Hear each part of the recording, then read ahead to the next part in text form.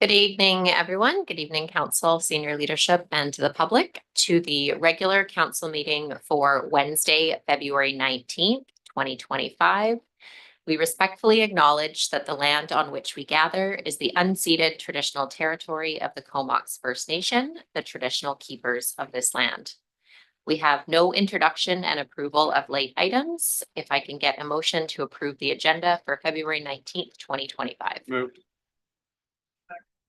Moved and seconded. And any questions or comments on the agenda this evening? All those in favor? Opposed? And that passes unanimously. Thank you. We have one delegation this evening. We have Eric Delorme from High Street Ventures to discuss the development of permit 23-4 for 941 Aspen Road. So Eric, if you'd like to come up, and you just have to press the red on the mic so that people can hear you online there. Welcome. All right, do we have it? Nice. We Okay. do. Good afternoon. Thank you, Your Worship, members of council, town staff, and thank you for the opportunity to have me here to speak to you. My name is Eric Delorme. I'm a development manager with High Street Ventures, and I'm here today to talk to you about our proposed multifamily residential development at 941 Aspen Road, and to briefly explain why we believe it'll be a valuable addition to the town of Comox. So as I'm sure you know, High Street has a strong track record of delivering high quality housing to the town of Comox. Our previous development here, Aspen View, just at 2200 Murelet Drive, is a great example of our thoughtful, community-focused approach that we take to our developments and really everything that we do. Members of the tenants there and homeowners communicate constantly how much they love to live in that place, which is great because it reinforces our commitment to continue to build in Comox and to continue to provide housing options for not only the current residents in Comox, but also the future residents as well. So beyond development and beyond construction, it's really important to note that we take pride in how we manage our developments, how we manage our properties. We want to do more than just build homes. We want to create communities where people want to live. And so I know it's easy for me to stand in front of you here today and say this to you, but it truly is reflected in letters of support that we have from the residents at the Aspen View community. Again, who've experienced firsthand the quality and care we put into our developments. So I did a fun exercise, at least I thought it was fun before coming here. I Googled the Aspen View community and just to see the Google comments, the Google reviews, filtered to latest, and I'd like to share some of these with you. So the first one, if you're new to Comox, looking for a modern, quiet, and interactive community, you found your place. From experience and being new to the Valley, Aspen View helped me find a place I can call home. From the welcoming committee to this safe environment, I'm forever thankful. So another one, I know I'm cautious of time here. Highly recommend High Street Property Management. The community is amazing and supportive, and I'm happy to have such a wonderful place to live. And finally, just round it out here. Awesome place to live. They have a community lounge for community members with a kitchen, free Wi-Fi, games, and TV. They also have a gym accessible free to all community members. So for me reading this, I mean, it's pretty cool that I get to share this with mayor and council. But again, it reiterates and communicates to us the level of quality in housing that we want to bring to the town of Comox. And it resembles the type of community that we hope to bring. So focusing now on our proposed 941 Aspen Road development, the project will do all of that or hope to do all of this and intends to do all of this, if not more. And we'll follow all the same standards that High Street values in our multifamily projects. So all buildings will be net zero energy ready and built to exceed step 4 of the BC Energy Step Code. No gas will run to the site to ensure that this is a 100% electric development, carbon-free homes. Solar panels will cover the rooftops, generating enough energy to meet the base building requirements. A full amenity building will be provided, which will have that community lounge. It'll have that community kitchen, the gathering, the game space, the full gym to cater to the proposed 200 dwelling units here. Outdoor landscaped amenity areas include that a large community garden, a dog run, a cool barbecue style backyard gathering area, clustered seating around the site, as well as multiple entry or trail access points to the greenway and adjacent streetscape. So a mix of 1-bed, 2-bed, and studio suites are also proposed to bring a modest density while providing options for various residents, including young families, professionals, and downsizers. So in total, this project will bring 200 much needed new homes to Comox and is designed to align with the town's vision for sustainable growth and to help the increasing demand for housing. So in reading through the staff report, there are a couple concerns that I was hoping to address, namely form and character concerns, and really specific to our proposed easternmost building, and even more specific to that, the elevation of that building fronting the street, so Aspen Road. The building's form and character has been refined from the original DP submission to better align with the design guidelines of the Development Permit Area Number 3, or DPA 3, with that particular focus on the east building fronting Aspen Road, as previously mentioned. So this elevation has been updated to include a public entrance from Aspen Road, enhancing the pedestrian-oriented streetscape. And the design now features a well-defined public entrance with contrasting architectural elements and a direct hard surfaced and landscape pathway to the street in accordance with the guidelines. So we've been at this for a while. I believe we started this project back in 2021. So we're looking at 4 years now. We've thoroughly enjoyed working with staff, evolving, watching this project evolve.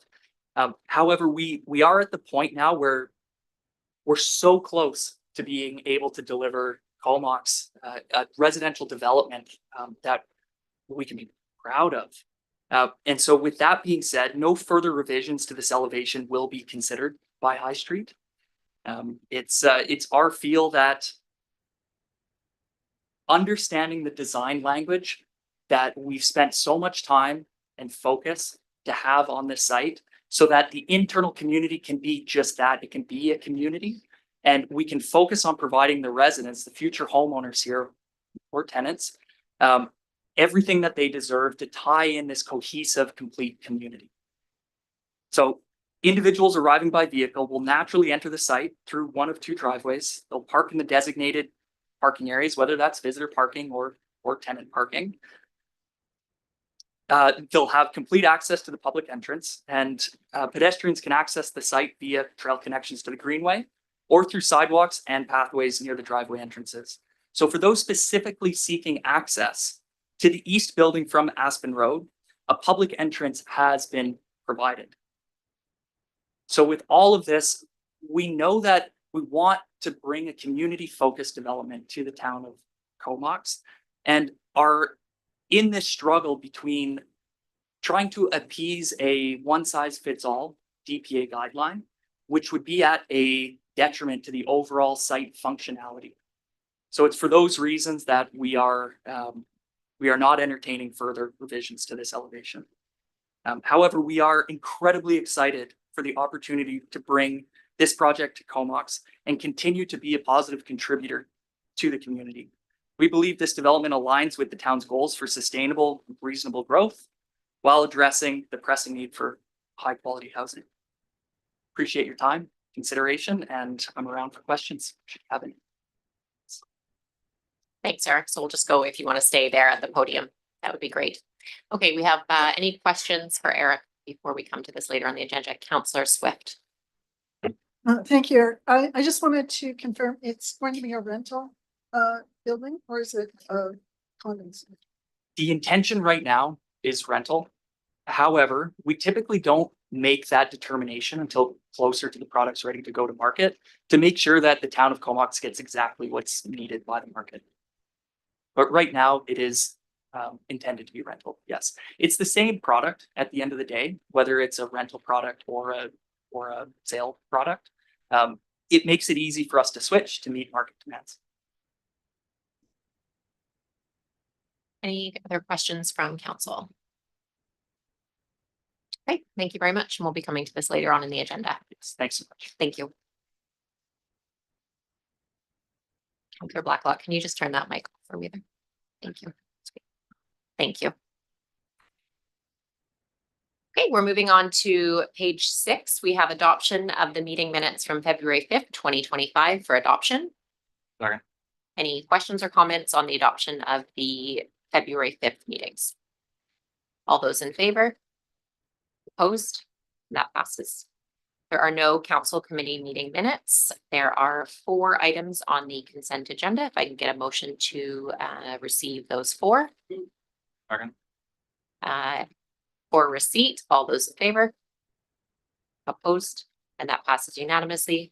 Are there any items that folks would like to bring out of the consent agenda for discussion? And we'll need a seconder. Councillor Kerr. Items 1 and 2, which are on the same topic. Okay, so the pump station, go ahead. That's been seconded.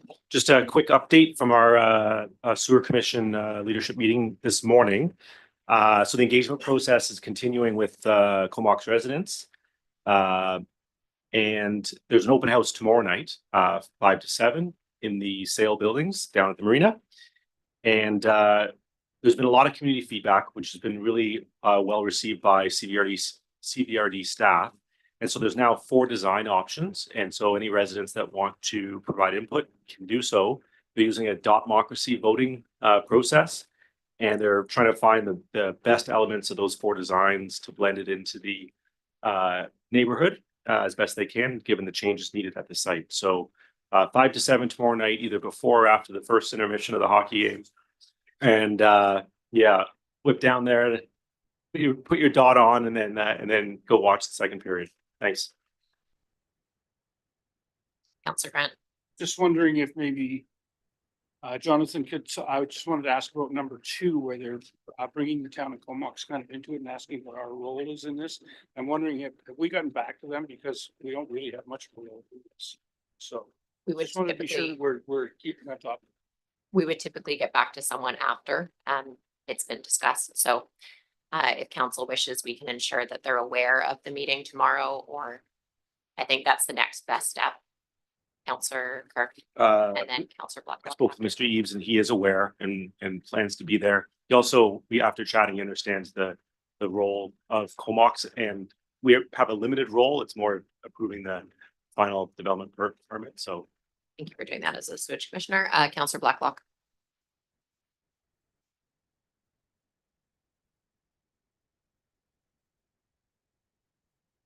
My question's on just the first letter with respect to the assertion within that letter that the new pipe connecting to the pump station is going to carry more sewage flow than the old one.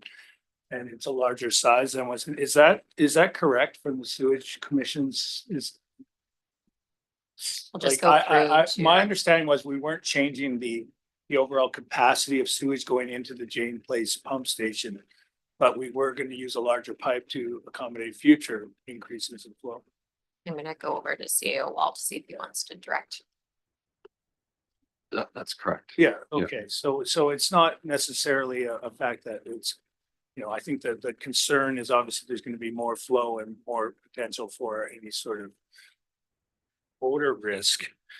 But I wanted to make sure that that wasn't true as of today. It may be true one day. We're good? Okay, I'm good with that. I'm not confirming that, that's what, but are you comfortable with CAO Wall's response on that? Okay. Any other comments on letters 1 and 2 on the pump station? Again, the meeting is tomorrow at the sale building from 5 to 7 on February 20th. Councillor Swift, did you have something on that one? Well, I guess my only comment would be that this has been a very siloed project. It's being done by the CVRD, but it's taking place in our town, and I'm on the sewage commission. But the only reason I know about the stuff at the pump station is because I live in the neighborhood and have received some of the correspondence, although I was not invited to the initial meeting. So it's been, I'm not surprised people are a little confused about who's doing what. And but hopefully we will come up with a a design that is suitable for the neighborhood, and I look forward to having this behind us. Thanks for those comments. Other items from the consent agenda? I'll just pull out 4 quickly. That's just a letter from Berwick Comox Valley from Vicky Trill, who's inviting us to a tour and lunch of Berwick, which hasn't been done in probably 5 years or so. So if anyone is interested, the RSVP is due in the next week and a half. So please just note that was an invite to all of council. Okay, so we're moving on to unfinished business. On 7A, we have the letter from Bob Wells, Mayor, City of Courtenay, requesting emergency shelter funds.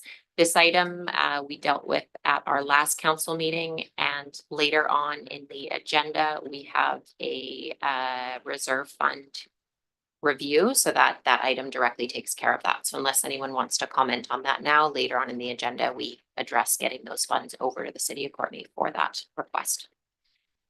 The next item B, we have Darcy Walters, short-term rental costs, creation of short-term rental policy for Comox. That was a delegation at the February 5th meeting, and that item is on page 18D. So we'll also be getting to that report for discussion. So we can discuss at that point. If that works for council. Our next item of unfinished business is the presentation from Tracy Clark from the Comox Valley Chamber of Commerce on the Business Retention and Expansion Service Report. And this is where they went over what some of the survey results were from business and also what the next couple of years look like. So we don't need to receive this, but we can have a discussion on this item if we wish this evening, or we can continue the discussion at a future point. Does anyone have any questions or comments on the delegation from Tracy Clark at the Comox Valley Chamber? Nope. Okay. So now we're on to page 18, the short-term rental report. And this is some different options that we have on bringing in or not bringing in short-term rentals into the town of Comox.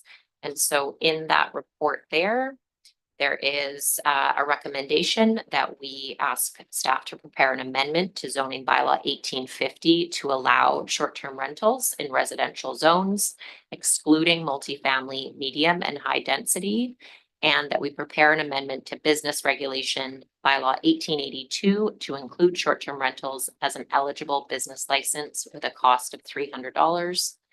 The other, just quickly, there's a couple other recommendations and considerations that we also may want to talk about what the limitations of those licenses are. So sorry, Councillor Grant, just use your mic if that's okay. I'd still move the first one because my understanding is that as we do the OCP, we're going to get a little bit more into this, and some of those limitations could be dealt with at that time. So I would move the recommendation as written.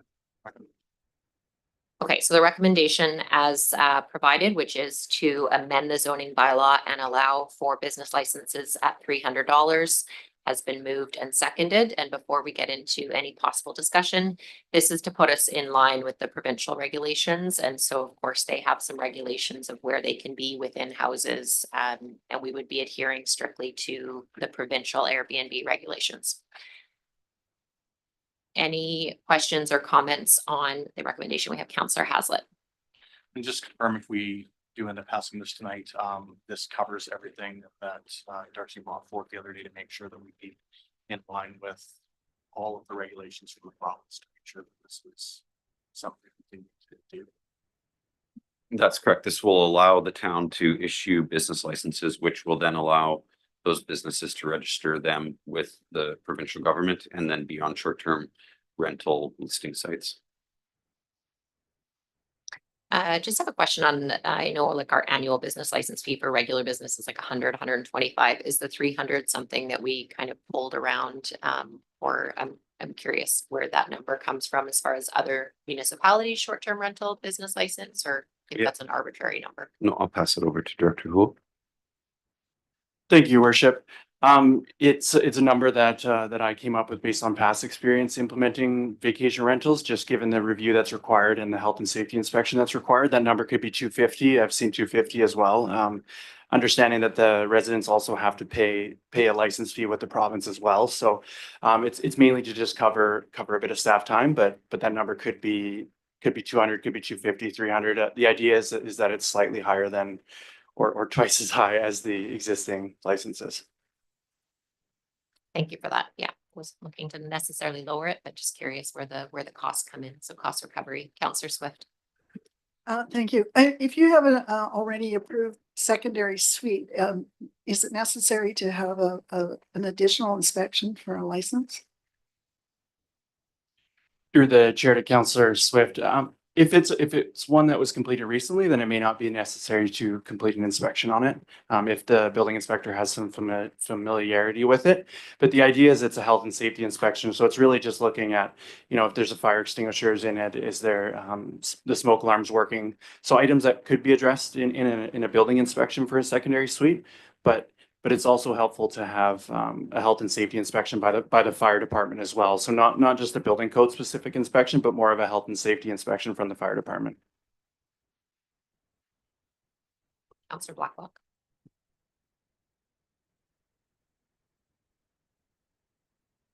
So in this report, we're talking about a number of suites in the town of Comox. Last count in 2024.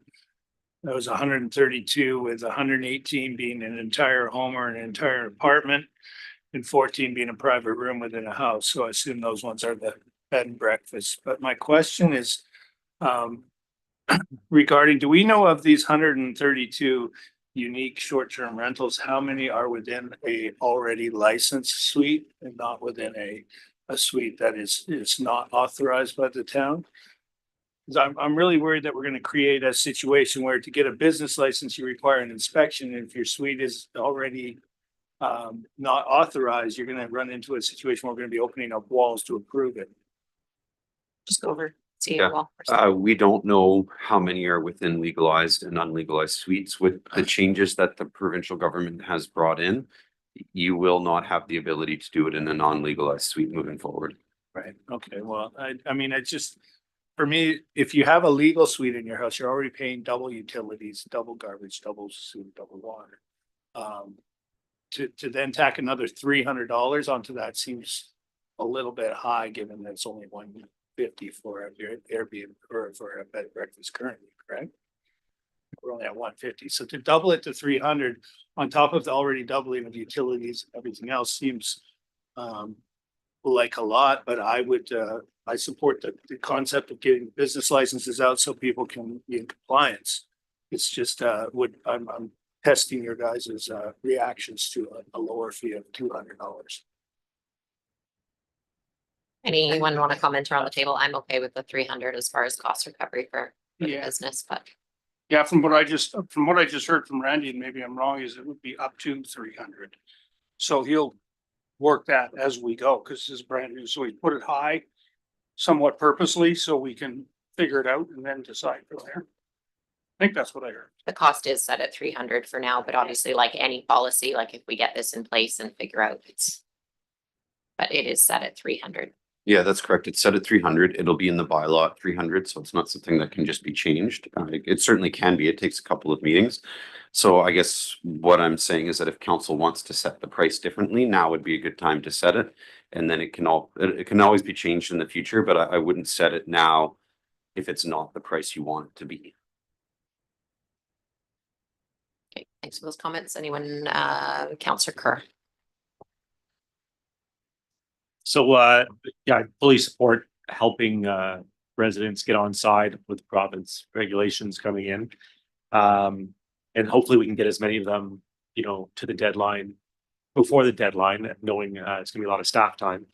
I'm just want to ask a point of confusion I have on page 18 of the agenda. We have the recommendation. And then on page 21, we have pretty much like in the three options. We have pretty much the same verbiage as the recommendation, but then below the little residential zones box, there's also staff are also recommending permitting short-term rentals only within a single family dwelling, legal secondary suite, two-family dwelling or coach house, excluding a 3 or 4-plex unit. Is that implied in the recommendation, or is that something we need to add? I believe that's very similar wording, because it says that it's, no multifamily and no strata, but sorry, I'll go to staff, but I think it's just a different wording of the same thing over to City Hall. Yeah, I'll direct that over to Director Hul. Thank you through the chair to Councillor Kerr. The recommendation is to allow short-term rentals in the residential zones being the lower density zones. But on top of that, when we bring forward zoning, changes to the zoning bylaw, we could put additional provisions that in that zone, since you can build a fourplex, then that would not be permitted, just in a single family dwelling, a coach house, a duplex unit, excluding a 3 or 4 unit. So it would be helpful to know council's thoughts now, so that when I bring the bylaw amendments forward, we can get it right the first time. So does council want to consider allowing them in 3-unit townhouses or 4-unit townhouses, or just in single family dwellings and duplexes and coach houses, as I've indicated in the report?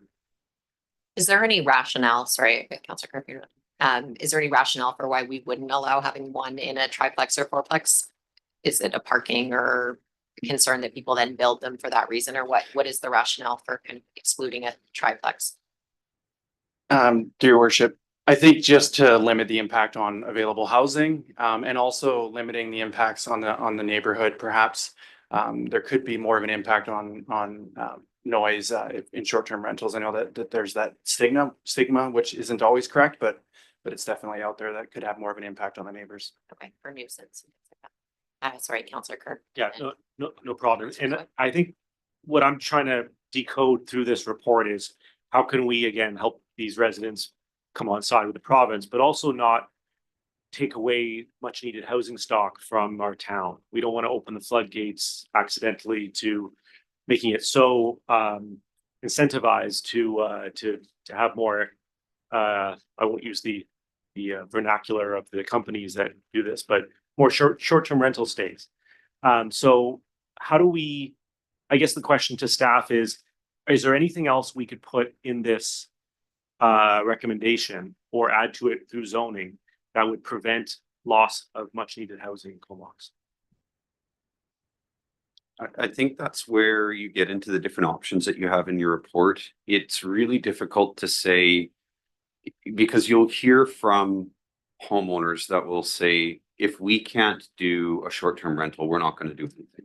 That we're not taking housing supply off the market, because if we can't do the short-term rental, we don't want somebody living in this place all year round. How true is that? How many people would actually follow through on that when it goes is anybody's guess. And so we have a lot of options, or council has a lot of options to further restrict the ability to put short-term rentals out there. You can do it through, like you say, like we have here, you can do it through restricting it in the zoning. You can do it through higher fees. You can cap them. You can have or like geolocations where they're allowed and where they're not. So that's really what we're here to seek council direction on, is where does council want to strike the balance? You have the recommendation where they would be allowed in all of our low density single family homes when you've only got those 2 units. So that is providing some level of restriction, but that balance is really what we're here to seek from council. Just if I may, Mayor. So I guess I understand you want our input, but the technical aspects of what language would prevent loss of housing is what escapes me. So I'm not sure how to put that into zoning legal speak. But help me help you reduce loss of housing in Comox. I guess if we need to come back at a different meeting or put an amendment on this, I just don't want to open the floodgates. So with the recommendation that you have in front of you, it's limited to the low density single family home areas where you only have the 2 units. So you're not going to be able to create further zoning restrictions to ensure that housing is provided. If you want to provide further restrictions to make it more difficult to obtain that short-term business license, it's going to be at this point through limiting the number of licenses we're willing to issue, limiting the location in which we're willing to issue them, or increasing the price. So I think that what we have in front of you is already as limiting as it's going to get when it comes to the zoning language, and you're going to have to use different tools to further restrict the ability for short-term rentals to receive those business licenses. Thank you, Worship. And just to add, I wanted to go back to my comment about the 3 or 4 unit scenario. Trying to understand provincial legislation is always interesting, but I actually don't believe that they would allow that anyway. They only allow them, they're indicating where the host lives for a longer period of time than any other place. So their principal residence plus 1 secondary suite or accessory dwelling unit. So it's more in a secondary suite or accessory dwelling unit, but as the CEO indicated, at this point, we're just trying to get direction from council. We'll be flushing it out when we bring forward the bylaw amendments to a meeting in the near future. We have Counselor Swift. Thank you. Given that I have a short-term rental, I think I'm going to recuse myself before the vote is taken. I don't see really a direct conflict of interest, but I wouldn't want anybody to think otherwise. So- Counselor Swift, CAO Wall just wants to comment quickly. He's- I just wasn't sure if you were gonna keep, but yeah, if you want to recuse yourself, then you should, yes. So for personal conflict. Counselor I'm glad you said that, Director Houle, because we certainly don't want to be in a situation where people are building fourplexes, living in one of the 4 units and Airbnb out the other 3. Although it seems like a lucrative, Kenny likes it. It seems like a lucrative business plan. I think we'd see an explosion of fourplexes all over the place if that were the case. So I'm glad to hear that should you choose to build a triplex or a fourplex, only one of said suites could be rented on a short-term rental basis. Policing it is another thing. We'll talk about that. Okay, so we have a motion on the table to direct staff to prepare the amendment zoning bylaw 1850 to permit short-term rentals, and that we have the business regulation bylaw to include short-term rentals for eligible businesses for an annual cost of $300. At this time, they're restricted to single family and the provincial guidelines, but we're not restricting the areas or numbers with the current motion on the table. So any further questions or comments before we vote? Okay, all those in favor of the motion? Opposed? And that passes unanimously. Thank you. Can someone grab Counselor Swift?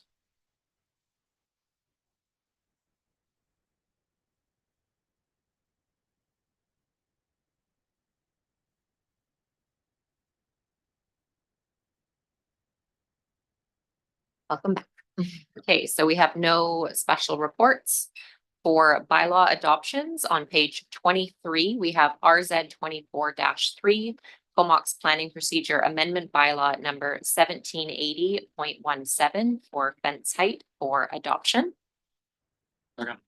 Moved and seconded. Any questions or comments on this bylaw 1780.17? All those in favor? Opposed? And that passes unanimously. Thank you. On page 25, we have RZ 24-13, Comox Zoning Amendment Bylaw 1850.51. Also for fence heights for adoption. Second. Moved and seconded. Any questions or comments on that? All those in favor? Opposed? And that passes unanimously. Thank you. We are moving on to page 27 for 2077 Hector Road and 941 Aspen Road. RZ OCP 23-2, PR 24-9, post public hearing report. And there are 5 items for our review and discussion. Yeah. CAO Wall. Thanks. I just wanted to say that it is item number 5 that is the subject of the presentation that you received earlier through the delegation. So you can move through items 1 to 4 and then get into discussion about how you want to deal with the development permit on item 5. And that is on the elevation. Correct. Correct. We discussed. Okay. Okay. Any other questions or comments on that? Okay. So what we are looking at is the official community plan amendment bylaw 1685.11 first. Moved and seconded. Questions or comments on the OCP amendment bylaw 1685.11? All those in favor? Opposed? That passes unanimously. On number 2, we have Comox zoning amendment bylaw 1850.46 for adoption. Second. Thank you. Just use your mics if possible. Any questions or comments on zoning amendment bylaw 1850.46 for adoption? All those in favor? Opposed? That passes unanimously. On number 3, we have Comox Phase Development Agreement Authorization Bylaw 2024 Aspen Hector Attachment 4 for adoption. Move. Second. Moved and seconded. Any questions or comments? Counselor Kirk. Thank you. Just question for staff. Just want to confirm that I guess the 3 big issues that have come up from community feedback, be those traffic concerns, sewer capacity, and environmental, that staff is comfortable with those three topics, and that all due diligence has been done on those. Thanks. Over to COO. Yeah, thank you. The traffic reports have been submitted, reviewed by staff and accepted.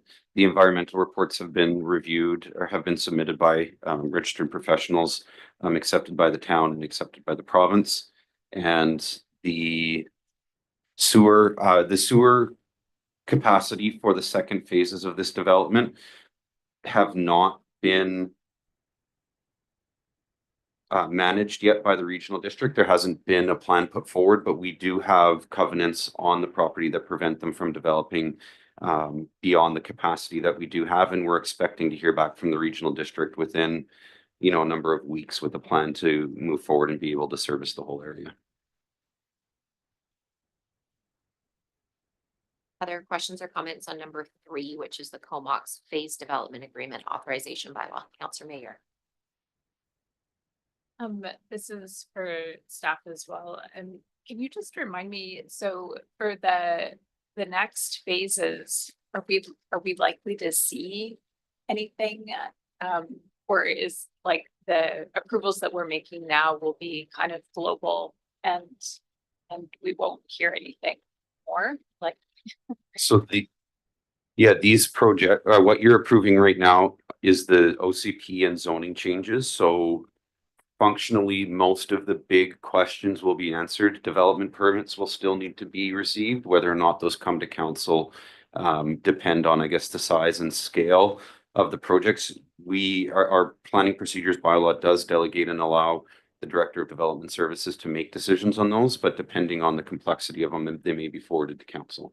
So but the large questions, which would be the density, how much of the site can be developed, and the extent to which development can happen will be dealt with through the motions in front of you today.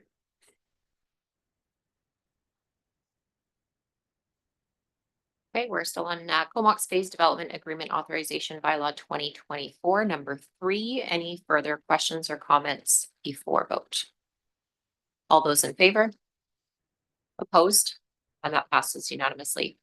We're now on number 4, that Comox Subdivision and Development Servicing Amendment Bylaw 1261.18, Attachment 5 be adopted. Moved. Second. Moved and seconded. Any questions on number 4 for the Servicing Amendment Bylaw 1261.18? All those in favor? Opposed? And that passes unanimously. We're now on number 5, that Development Permit DP 23-4 be approved for the Phase 1 of proposed development Aspen West, subject to the development permit condition listed in Schedule 1 of the February 19th, 2025 Planning Report on 2077 Hector Road and 941 Aspen Road, RZ OCP 23-2, PR 24-9, DP 23-4. Thank you. So this is where we get to one of the decisions in front of council today, which is if you draw your attention to page 43 of the agenda, what you will see there is a rendering of the proposed building as per High Street submission.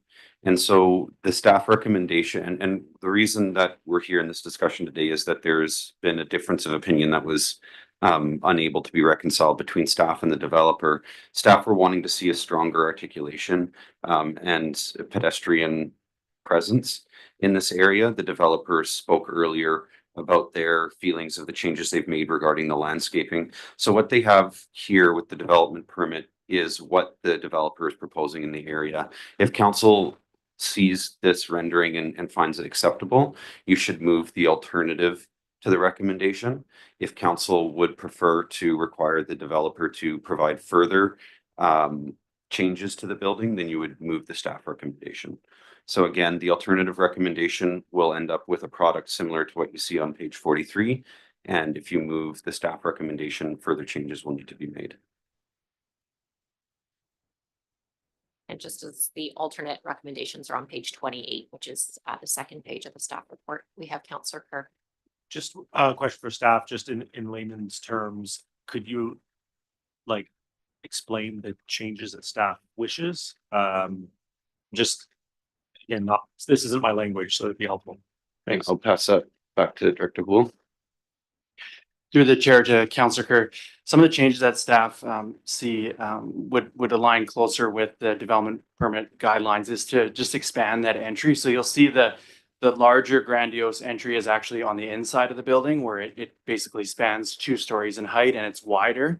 Ideally, an entry like that would face the street. Our development permit guidelines, one of the most important aspects is how the building looks from the street. So sort of bringing that entry more to the outside, and then also removing a lot of the individual paths go to patios. So it's difficult to understand it's difficult to guess how often those will be used, but those are the secondary entries to people's residences. You'd be going through your patio into the living room, and staff don't see those as necessarily required or necessary. So removing those paths, adding more landscaping, and then expanding and having a single access from the sidewalk to the building is preferred and would align closer with the development permit guidelines.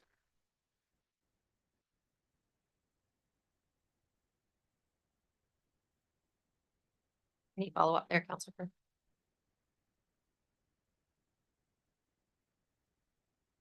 Other questions or comments? Councillor Blacklock. I don't know if we got looking around this town when we were thinking about our development permit guidelines, but there is already an existing condo building located at the corner of Guthrie and Aspen.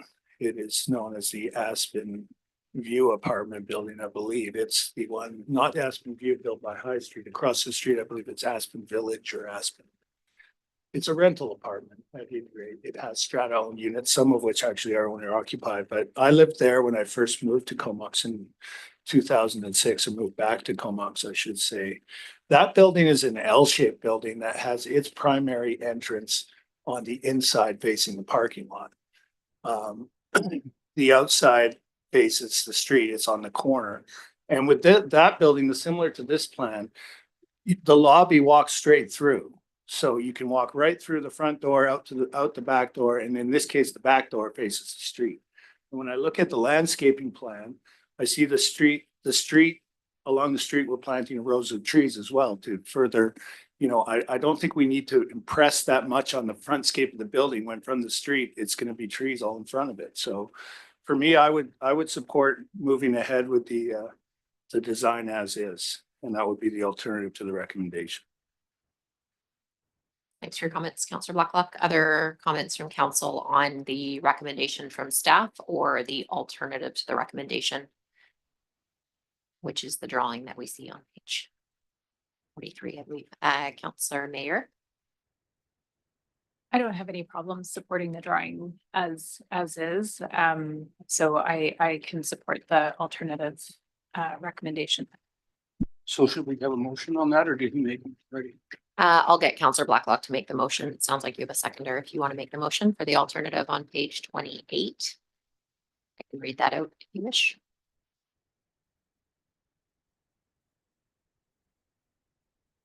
A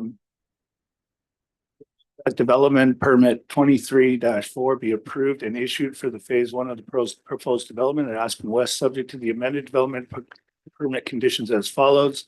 Delete conditions 1A and 1B, to not require any revisions to the street elevation of building east, and to not require the removal of the individual paths to the ground floor patios. And a seconder? Second. Okay, so the alternative to the recommendation has been moved with that part of the alternative there. Questions or comments, Councillor Grant? No, I'm happy. Counselor Kerr. Just another question, so I understand the kind of walk-up pathways to people's patios. The new building for seniors and those with accessibility issues on Balmoral has some walk-up patios. Is that consistent with DPA? I think that one looks pretty nice and is inviting to the community. Just wondering what the difference would be between that one versus this current drawing. Over to CAO Wall or Director Hool. Through the chair to Councilor Kerr, my understanding is that's an institutional zone, which wouldn't have had DP guidelines.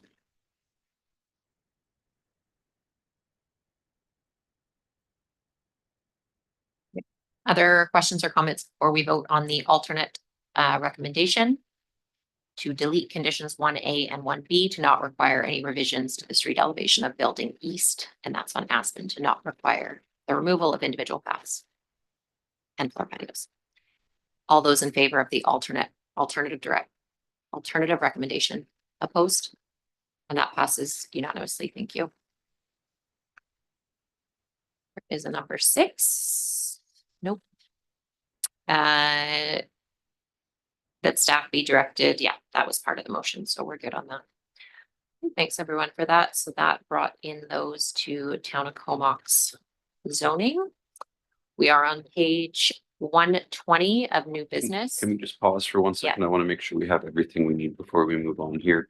Director Rustrom, do we have direction to issue the DPA permits, or should we put that in now? Just looking at the alternative through recommendation, I think that we should pass a motion to direct staff to issue the permits. And just give us 1 second to check. Director Gould, what's your opinion?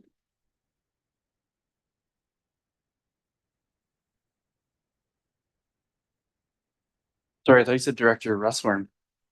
No, actually, I'm serious. So was I it based think- on that last I think that recommendation? we should have item 6, that staff be directed to issue development permit DP 23-4. Sorry, it is part of the motion that Councillor Blacklock, that development permit DBP 23-4 be approved and issued for the phase 1. On the top page. Perfect. 28. Yep. Thank you. We are good to move forward. Thank you. Okay, so we're moving on to new business. On page 120, we have the Comox Municipal Marina Fees and Regulations Amendment Bylaw number 2010.02 for first, second, and third reading on page 120. Sorry. That's been moved and seconded. Any questions or comments on this amendment bylaw for the marina? I believe it's been moved and seconded. All those in favor? Opposed? That passes unanimously. We are moving on to page 127. We have the Comox Park Ambassador Program, that the February 19th, 2025 report from the Recreation Director titled Comox Park Ambassador be received for information. I'll just have a note. It sounds like through staff, this is included in the budget. So if it's something you would like to see, you would be supporting it. If it's something we want to talk about further, because of budget coming up, we can do that also. So any questions or comments on the report for Comox Park Ambassador Program? Councillor Mayor. Thank you. Yeah, I just wanted to know if this is something that is running in other communities, and if yes, kind of what they're learning from it and how they're measuring the success. Over to CAO Wall. I'll direct that to Director Hagmer. Thank you through the chair. That program is running in other places. The one I went to school on is in Kelowna. They run a very successful program there, but their neighborhoods are much more spread out than within Comox. So before we launch the program, we'll do a little bit more investigation on the staff side to find one that mirrors the size and demographics of Comox a little bit better and make sure we apply that to how we roll it out. We have Councillor Hazlitt and then Councillor Blacklock, please. It's the hiring of the 2 employees here that I'm getting kind of hung up on. In a time where I think that we really need to be watching how much money is being spent I don't love the idea that we're going to hire a couple of people to be out in the community to help people use parks. We do have quite a tight community when it comes to our parks and their proximity to other locations. So I don't necessarily think that this is something that we need to do. I think it's a great idea. But in the spirit of saving a bit of money and not having to hire anyone to do this, I would instead. Okay, Counselor Blacklock. Sorry, my question's around, what does this look like? And from reading this, what it looks like to me is we're gonna take two staff. And we're gonna tell everyone, hey, we're gonna play a community game down at the wherever, the Marina Park, say. And today's community game is gonna be the parachute game. So please send all your kids down. And if they have a great time, you should register them in one of our camps. And we use that as like a promotional opportunity. Or am I reading too much into this idea that this could lead to future revenues? I think our camps are full. Yeah, I can let Yeah. Director Hagmer to talk about what the program actually looks like, but we don't struggle to fill our summer camps. We are restricted in our summer camp offerings by the amount of staff we can find. So, We'll so, just get yeah. Director Hagmer to comment and then we'll go back to council questions. That's exactly right. As CEO Wall said, our summer camps are very strong. And when we're running this program, it's very likely by that time, those programs will be full. However, there'll be lots of opportunity for us to market and communicate other programs and services that we offer. So it won't just be the Comox State camps and all the other summer programs, but everything that we do at the community center. So then in the spirit of what Counselor Hazlitt said, couldn't we use that $21,000 to hire two more camp leaders and run another set of camps that are at a sort of net revenue zero? As opposed to this program, which runs at a cost of $19,000 per year. We can do anything at budget time. Well, no, I just want to highlight, it's not a trade-off. The hours and commitment for these staff are much different than what you need from the camp. It's not an either or. Again, due to the difference in sort of hours and timing and requirements of it, we are restricted on our summer camp offering really from the amount of staff we can find. We are usually in the position every year that if we could find more qualified staff, we would offer more summer camp programming. I really like the program from like a health and wellness perspective, but I think with the budget that we're talking about today, adding a new pilot project that doesn't have that service recovery model is maybe not the best timing for the program, but looking at the program itself, it's obviously a really great program, but I would vote against starting this year. Councillor Kerr and then Councillor Grant. Well, I haven't been as excited about something on our agenda as I have for this topic. I am so excited about this. This is a time where people are struggling financially. People aren't going to be able to afford summer camps next summer. And for a really modest cost, we can provide free programming at our parks in town for people that can't afford to send their kids to camps. This is not staff. We're not hiring staff. We're hiring a couple of summer students. We're actually giving a couple of jobs to kids that are coming back for the summer. These are jobs from end of June to the end of summer, to the end of August. So we give a couple of kids coming back some summer jobs. We have some fun for kids in the parks. It's a beautiful community connection. I think, we're going to see camp enrollment down next summer. I think not doing this would be a real shame. It's $3 per household to do this, to supply fun, free activities for our kids. This is a win-win-win. So I'm wondering how we move forward with this because the recommendation is to receive for information. So we receive for information as we have on the table. Do we then talk about this at budget? Is that? Oh, it's currently in the budget. So I think because we're on the topic, it's probably easier to make the decision on this specific one now, but it is built in the budget or through CAO. Okay, so you want us to say yes or no now? Yes. That would be my Is that what you're saying? that would be a Okay, fair enough, preference. because that's not really how we got this. Then, okay, well, I kind of agree with Dr. Kerr. I think it's a really good program. I think the timing stinks. Our budget is brutal, in my opinion. And after spending a couple of weeks trying to figure out anything that we could do to make it better, it's very hard to do. And I think to be adding programs at this time is probably not the right move for us. So I would be regretfully against this at the time. Any other questions or comments around the table? I don't believe we actually do have a motion on the table. What we'll do is we'll vote on receipt and then we'll get a motion to either keep it in the budget or remove the budget. So all those in favor of receipt? Opposed? And that passes unanimously. And would someone like to make a motion for the ambassador program? I would move that we not go through with it. We take this out of the budget. Really good idea. And I think we could maybe have it on the sidelines for another time, but I don't think that this is the right time. So I would say take it out of the budget. Okay, that has been moved and seconded. Any questions or comments? Councillor Kerr. I'll be voting against this, so unsurprising to many. Again, what can we do to help residents when times are tough financially? We can lower taxes, we can keep them as low as possible. Or we can provide really cheap, amazing services to them that is like 0.2% tax increase, $3 per household. Again, it's going to be tough for people this summer. So why not provide them with something? Not everything has to be cost recovery in terms of services that the town provides, especially in the recreation department.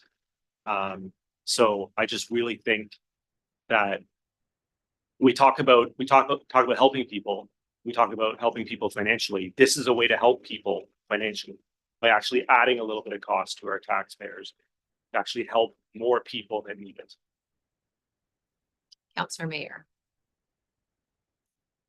I'll also be voting against this motion. I agree with Dr. Kerr on this one. I think this is a nominal cost to support the folks who probably need it most. And I think it's counterintuitive, but I don't think this is a time to be actually cutting on social programs. I think this is when people who benefit the most from social programs need it the most.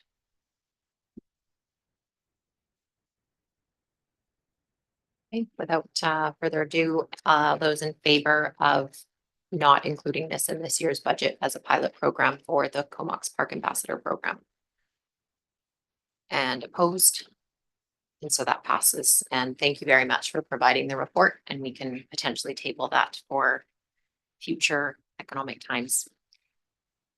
On page 130, we have the Comox Reserves Amendment Bylaw 2025.01 for first, second, and third reading. And this is where we look at sending the 80,000 of shelter funds from our affordable housing contribution. That's a policy change to be able to allow that transfer to City of Courtenay. Second. Any questions or comments on the Amendment Bylaw 2025.01? All those in favor? Opposed? And that passes unanimously. Thank you. We are now on to page 138 for the 2025 operating capital and special projects budget. That the 2025 operating capital and special projects budget as outlined in Appendix A of the February 10th, 2025 report titled 2025 operating capital and special projects budget be approved, which is the staff recommendation. We obviously have this full budget for discussion. Is there any staff comments before we get into the budget?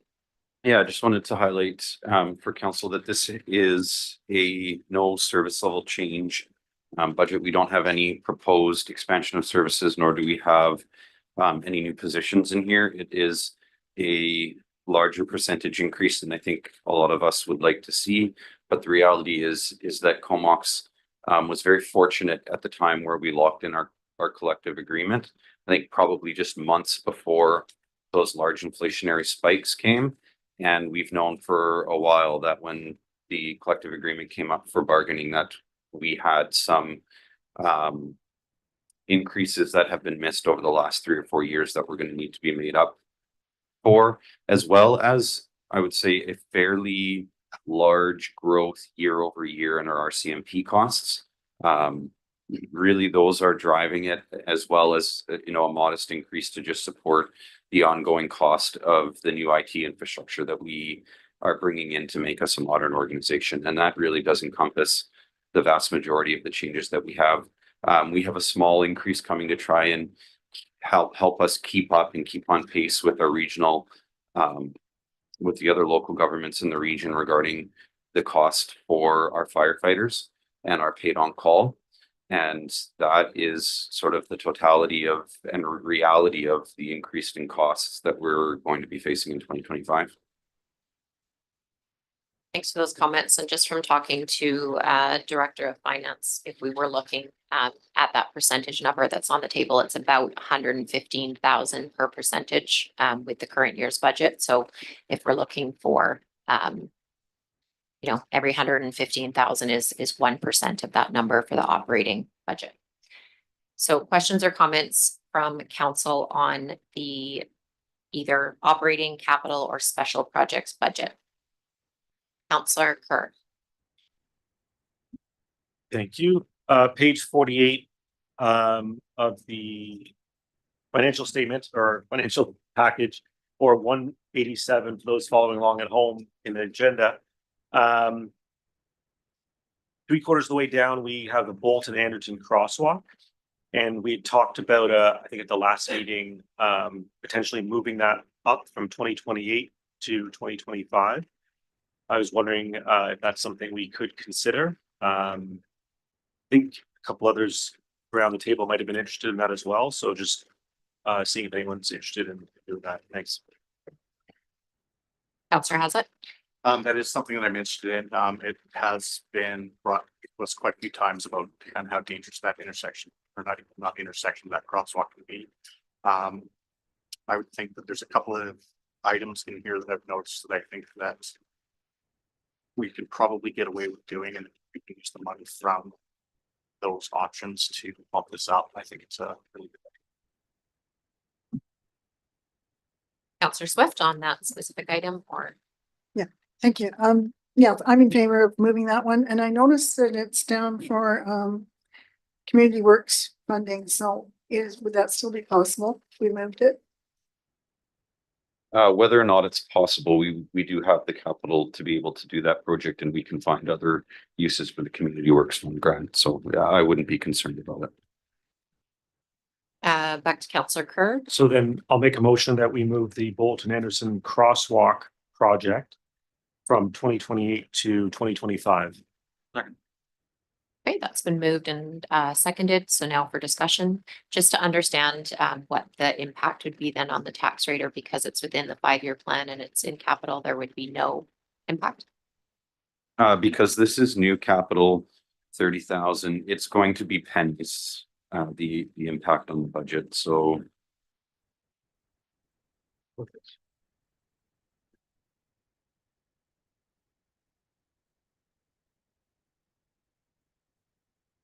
maybe 25 cents. Oh, that's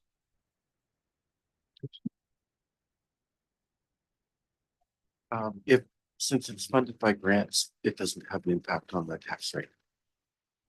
We'll still need to fund the replacement of it. And so then that's where the increase comes, is just to start the funding for the replacement of the structure. Okay. So it'll be about 25 cents. Thank you. Okay, so the current motion from Councillor Kerr is to move up that sidewalk from 2028 to 2025. Any other questions or comments on that? And that's coming from grant funding, but the actual renewal will start right away at about 25 cents. All those in favor? Opposed? And that passes. Councillor Grant. Other questions or comments on the budget? We have Councillor Haslett. Quite a few questions, but the next one that I'm coming up with here is on page 47 of this package. I'm not sure what this on the agenda here. It talks about ortho photos every 2 years to stay in line with ortho. I'm wondering who does that work and how we're getting it. maybe I don't know enough about this, but we do have an Air Force base sitting in our backyard, and we could probably get our hands on some photographs of the Comox Valley pretty quickly as they're doing laps around and around. I was just wondering who, one, if that's even something that we can reach out and ask. But I mean, we've got a pretty substantial aeronautical fleet in our backyard. It would be great if we could not spend $30,000 every 2 years and have our own troops in our backyard who do work for us. Is that something that's even possible, or is this done through outside organizations? Who does the work? I'll pass it over to Director Ashfield. Thank you. Yeah, specific equipment that you need to capture the pictures and make sure that we get the resolution that we need. So we do it out of the Comox Valley. We share the cost with D&D as well. So we usually pick up, they both fly the whole valley. So that's why that proportional cost, so we get best value for the town, is if we're in line with the city of Courtenay. So once they come, that's the biggest cost. So to fly and do the whole valley at the same time is just best cost to the town to do it at that same time, which will include the base as well. They also get orthos. And what's the rationale for doing it every 2 years? Just the change. It's good for planning, development, tree growth, canopy, just helps with our long-term planning.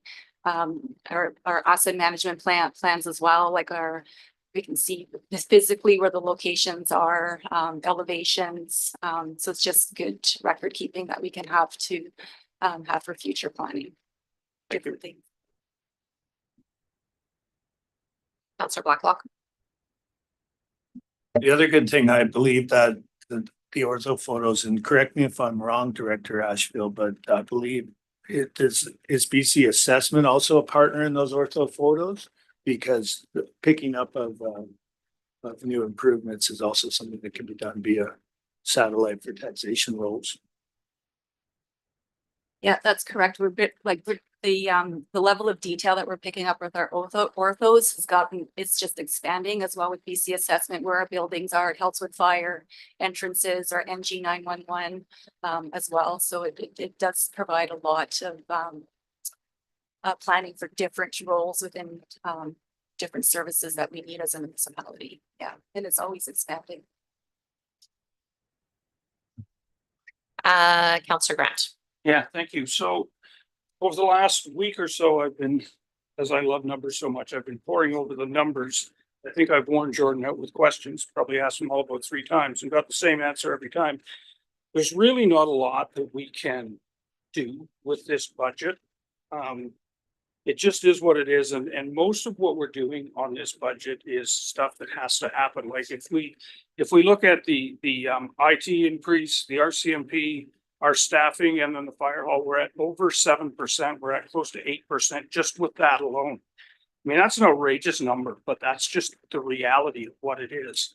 And I think that when we talk to the public, as long as we're spending money on proper things, I think that although they don't like it, they can understand it.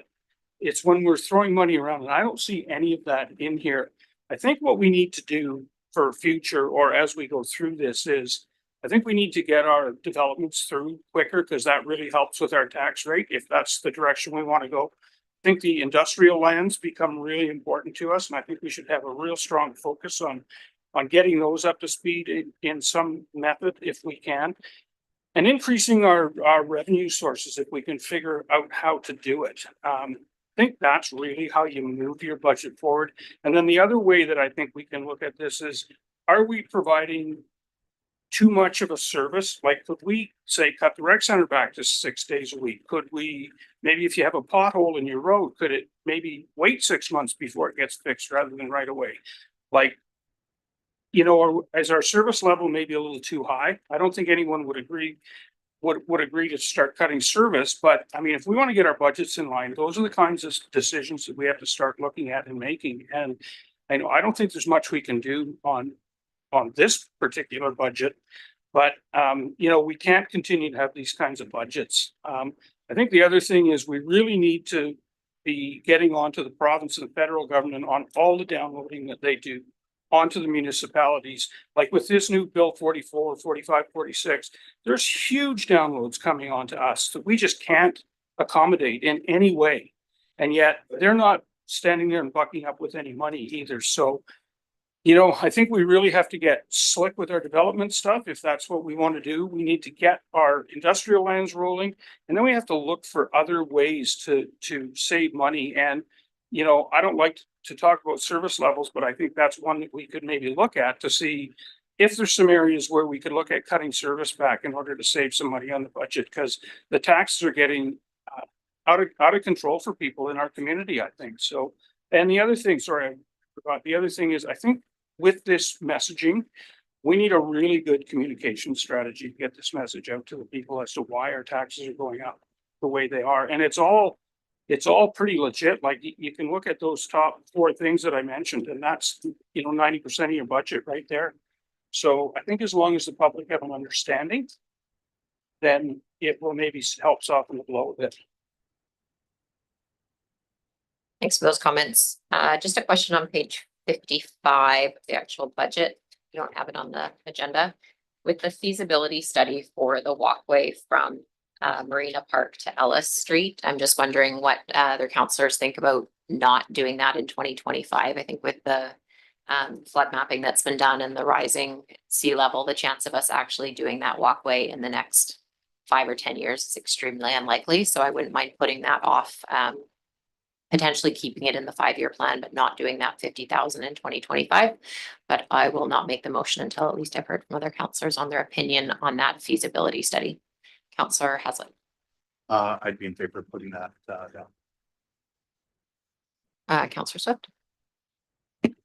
Thank you. I'm a little bit confused by this one because I know the walkway already goes to within 1 lot of the stairway at the bottom of Ellis. So we're just talking about extending the walk. I believe it's connecting, but Yeah, we're just just connecting. CAO. Yeah, well, yeah, connecting it and providing a more sturdy, stable walking environment. I think it's meant to formalize the walkway. So this would be money to do the study to formalize the walkway, But not the actual development of it, correct? Just the feasibility. just the feasibility study. It'll be significantly more expensive than this. Yeah, okay, thank you. Councillor Grant and then Councillor Blacklock.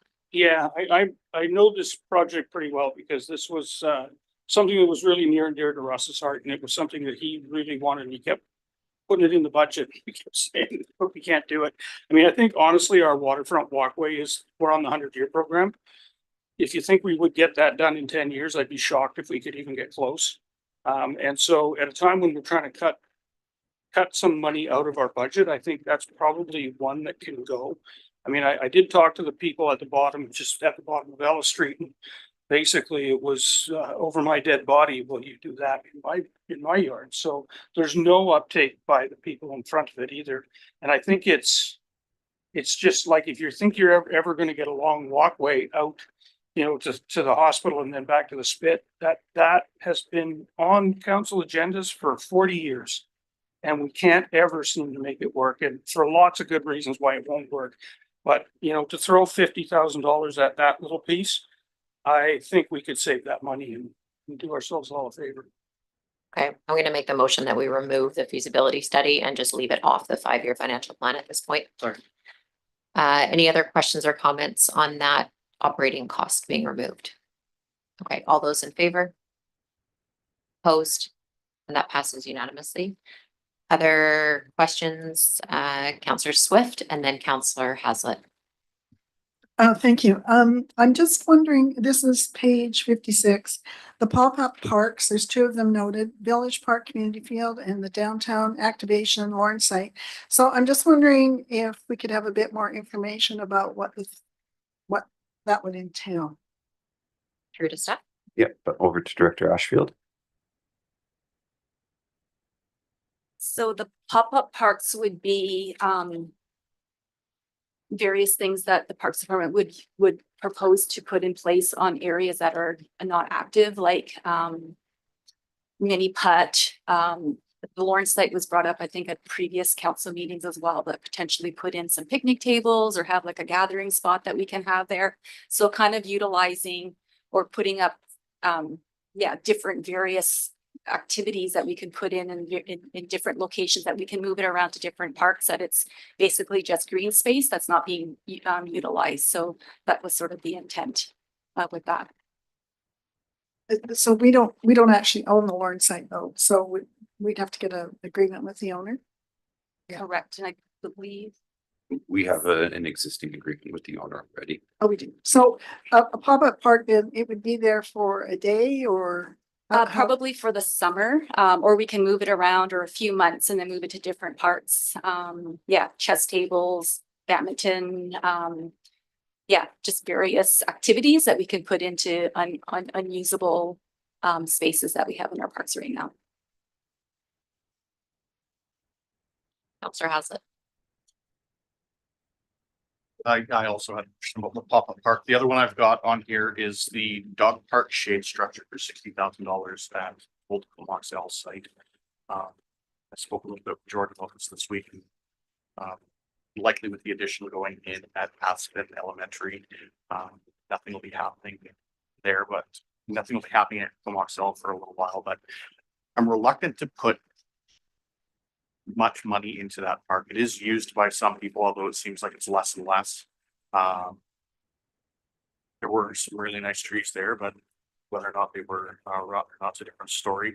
But $60,000 to put in a shade structure somewhere that we don't have ownership of. I'm interested to know what other councilors' ones are. I would be in agreement that that might not be the best spending with us not owning the land there and working with schools, but other questions from around the table on that shade structure at Comoxell. Counselor Blacklock. Well, only that it's in for 2027, right? So we still have 2 years to consider whether we want to go through it. And let's see if the school district's plans change by 2027 or not. I would imagine that since we already have an agreement on the dog park, right? That we would be able to hopefully secure the tenure to the dog park on a go forward basis as part of a redevelopment of the site. But if not, then yeah, I don't see why we'd put up a $60,000 structure on land that's not ours. So for now, I'm willing to just leave it in the budget because it's a 2027 amount.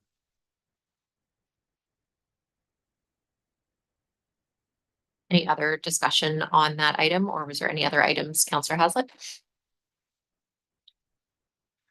I'm sorry, I feel like I'm not saying nickel and dime with $1,000 here, but on page 57 of the packet, it talks about a $6,000 table tennis in place for a new table tennis table.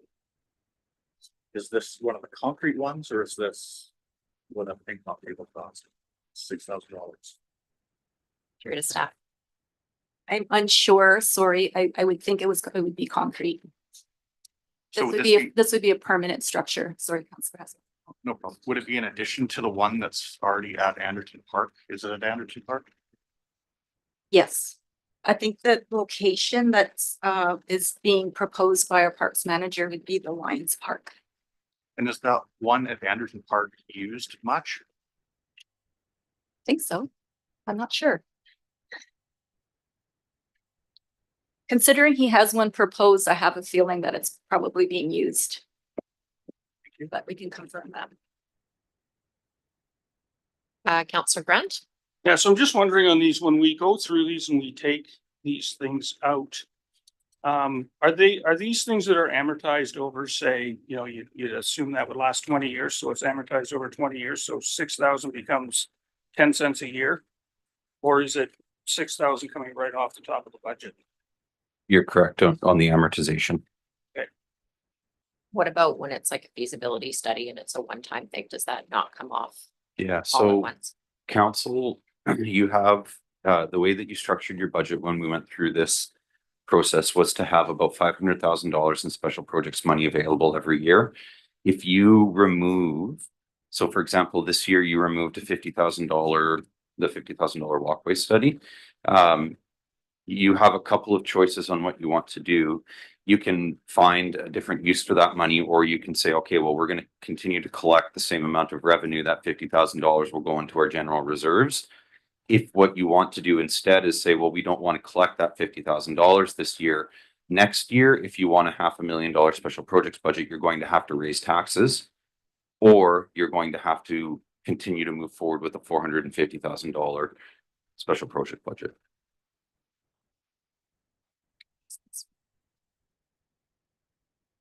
Counselor Grant, did you have any follow-up?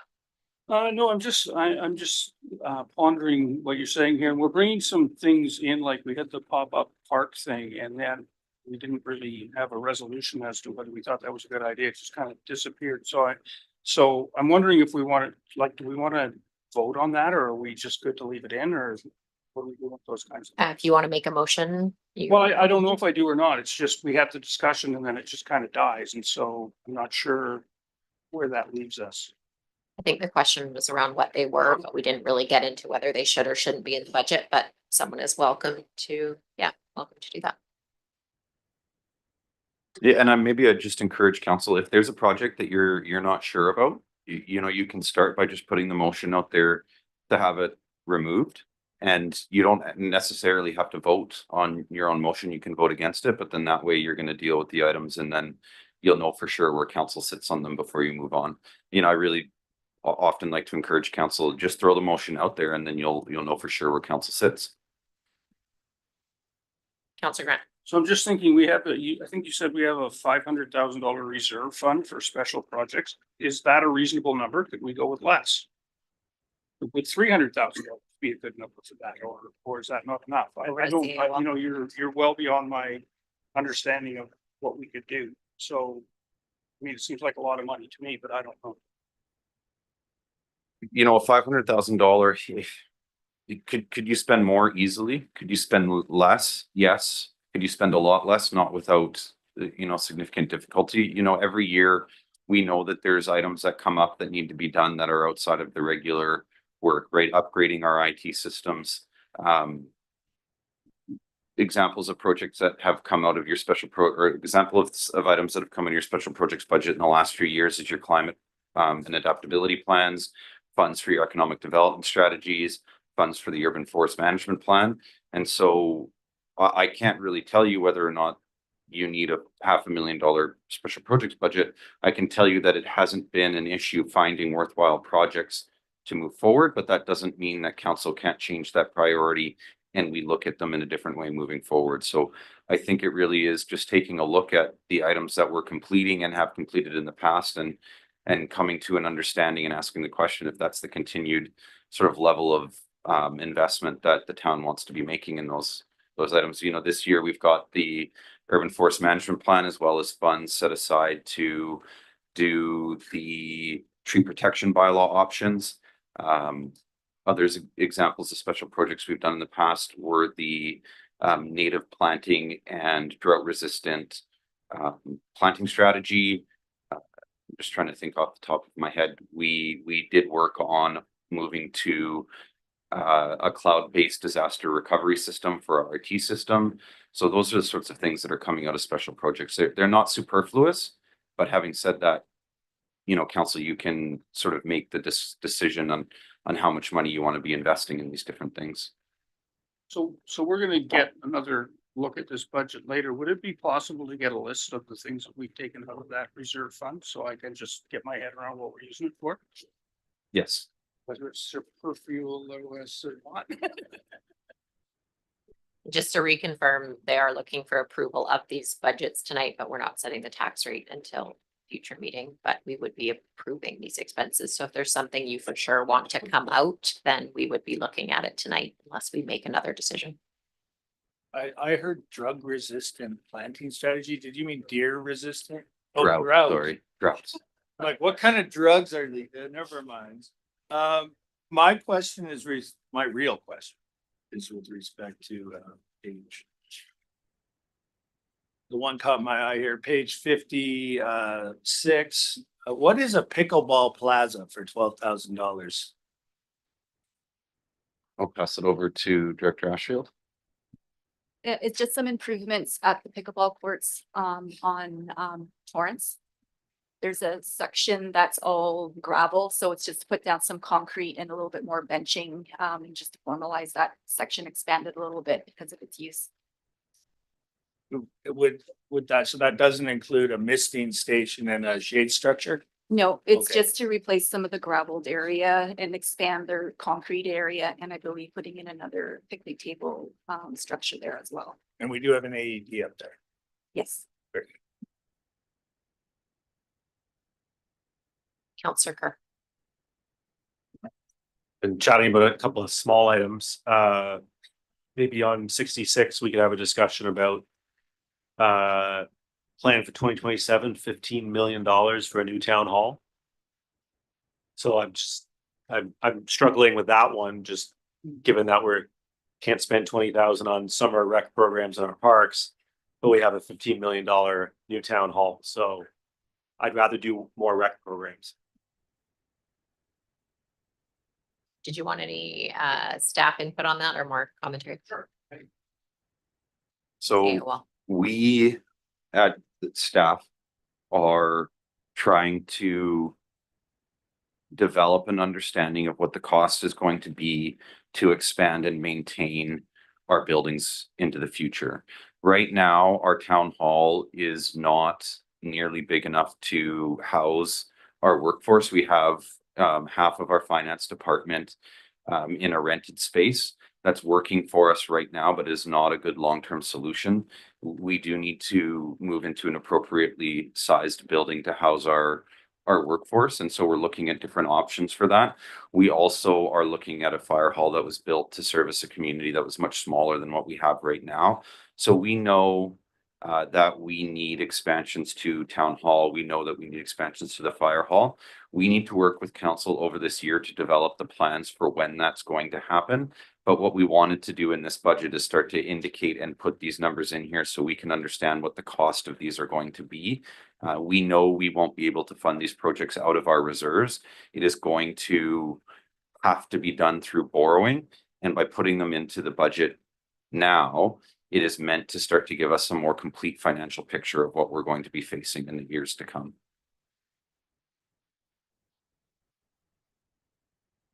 how are the numbers kind of selected? Like how high of an estimate? You know, when we're looking down the items, that's 15 million, for example, but there's so many like 20,000, 50,000, 100,000, kind of these bulk numbers. So I'm just wondering, you know, at what point does that number get established and we can look at and say, take 5% off some of those numbers or 10% off some of those numbers and say that they're So not rounded into the larger bulk number. yeah, when we're talking about what you're looking at here is a list of capital and special projects. And so I would say that the numbers that we are putting in are rounded to reflect the level of accuracy that we believe we have at these points. You know, when you're going out to purchase a lot of these things, these services and more complex capital projects, you don't know what the final cost is going to be until you actually move forward and do it. The positive for this is that with these numbers in here, once they finally come back and you know the final costs, it doesn't make an impact to your sort of yearly budget. Sometimes you may be a little bit over on your special projects. Sometimes you may be sometimes you may be a little bit under on your special projects budget, but as long as you're generally trying to do that balanced accounting, it will come out even in the end. When it comes to capital, you're going to have problems if you're long-term underestimating what the cost is. If you end up overestimating what the cost is, those unspent monies will just go back into your general capital accounts to be spent again in the future. If you take a look at where the numbers get into direct correlations to impact on taxes, that's on page 7. And you'll see there that those aren't rounded numbers. Those are very specific numbers that are built with specific understandings of what costs have been in the past, because those are the things that we're doing every year. We know what our labor costs are going to be. We know what our materials costs were to, for example, do the plantings in Marina Park in the downtown. And we have a pretty good understanding of what the inflationary increases are going to be. So we can build that specificity into it. So the numbers that you're seeing in your capital and special projects budget are rounded because they are the items that we don't have that level of accuracy on, but it doesn't, making those changes and getting that accuracy won't impact the amount of revenue that needs to be brought in this year. Thank you. That makes sense. Questions from council on any of these budgets in front of us? Counselor Swift. I'm curious about the, let me see, it's page 61, the recreation master plan. I know we've had a site plan done for the area, but I'm assuming this is programming, but could we hear a little bit more about that? It's a little bit of both. I'll turn it over to Director Hagmer. Through the chair, the recreation master plan is hoping to accomplish two things. One, a review of our services and also a review of our fees and charges.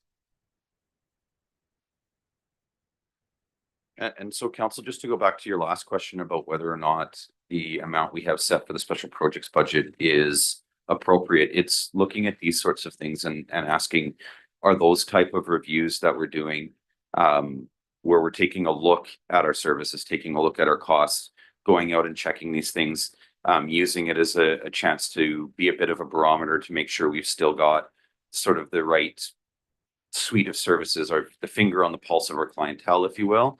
Are those things that council wants us to continue to do and invest in? Or is council happy saying, you know what, we don't have a lot of complaints, things are probably good enough as it is, we don't need to make that type of investment, right? Like that is, you know, setting your special projects budget really does give that type of direction to staff, is to say, do we want to develop a better understanding and make sure that we are targeting our suite of services properly, or do we go, you know what, things are okay where they are and we just continue as is?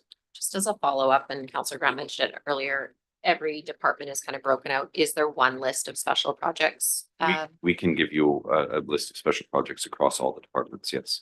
Okay, and would, if we thought that that could influence some of our decision-making, like you said, for a barometer of different areas, would we require that before passing this tonight, or we can pull something out as soon as the next meeting if that report is provided? I think that the council can pass it as is and staff will hold off on executing the special projects until the next meeting, and we'll just create that list and we'll bring a report to you for the first meeting in March. Okay. Do you want a motion to have that special projects list?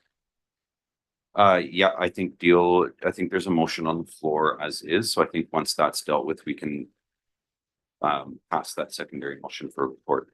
Okay, I'm not sure. I don't think we have a motion on the Okay. floor. We're just in discussion, I believe.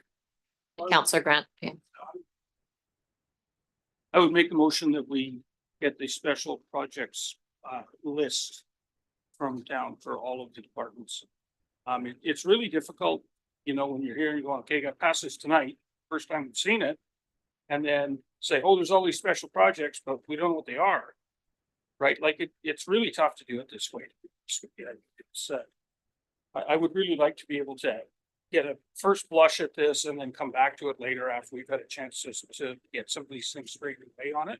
So if we could do that, that would be great. So I'll second for the special projects list. And any questions or comments on receiving that list at our next regular council meeting or as soon as possible? All those in favor? Opposed? And that passes unanimously. Thank you.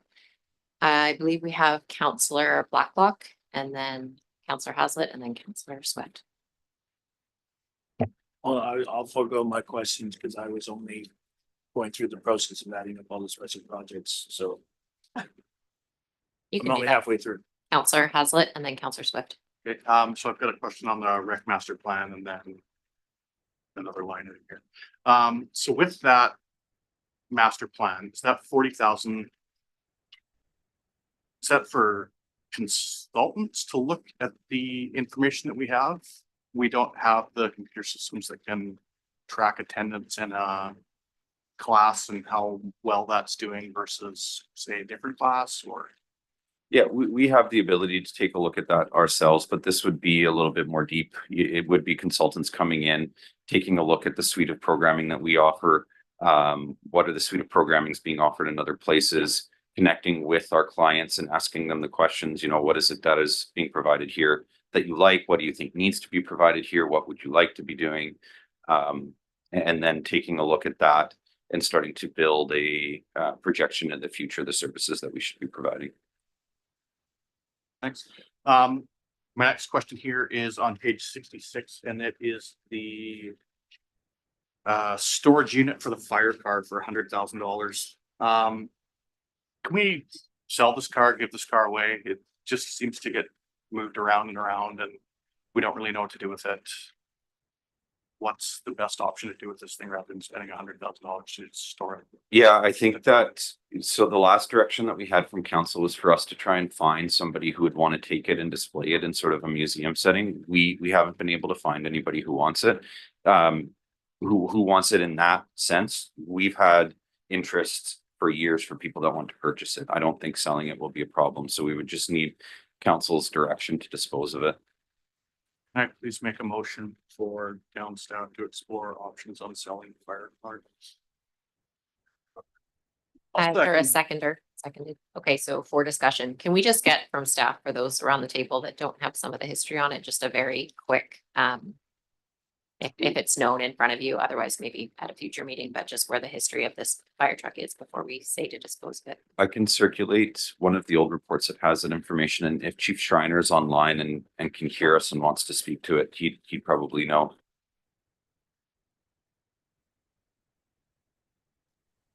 Through the chair, thank you for that. It's got nothing to do with the fire department. It's not a fire car per se. It was stored at the old fire hall. That's the only relationship to the fire department. It was purchased over 100 years ago, I think, or around 100 years ago by a fellow by the name of Mr. Knight from the Knight Road.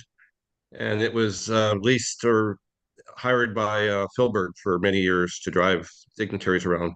It was then donated to the town, so it has a Philbert connection to it, but it has no connection to the fire department. Do we have any? Just to be clear, I believe that what is in here is her proposal to build a viewing, to put this in Philbert Park with a viewing platform. Is that correct? Says storage in Philbert. But that was Yeah, the that wasn't intent, my sorry. budget item, but I believe that's what it is. Yeah, the storage it's meant to be like a display. We would build a display in the building and the car would be there. I'm not trying to say that disposing of the car is not the right step, but that's what the idea behind this was. Councillor Swift, do you have any feedback on how important this project is at the Philbert board as far as us making a decision without really having that? I'm not sure that the board is aware of it, but I know in casual discussions, we've talked about just the issues of maintenance and keeping mold and vermin out of the area. They have significant issues with those kinds of problems down there. So I'm not sure that's the best place for it. So potentially the motion could be, if we looked at disposing it, we just also advise the Philbert board that it's being done, or through yourself, just so that they're aware of it happening. I believe the motion has been seconded. And Councillor Haslett, comment? Forgive me, I'm not a car guy, but is it at all worth retaining? Is it just a frame? Is it intact? Is it what's the condition of the thing? It's in pretty good condition, but it doesn't have a motor. Like, it's not usable. The rest of it is I would say surprisingly well kept, but yeah, it doesn't have a motor. It needs to be towed or put on a flatbed anytime you need to take it anywhere. It's a nice vehicle. But yeah, the finding somewhere to store it has been difficult, and we've even offered it basically out to free to anybody that wanted to put it somewhere and be able to display it there. But we had a few people that seemed interested at first, but once people sort of wrapped their head around what's involved in it, everybody's sort of backed away.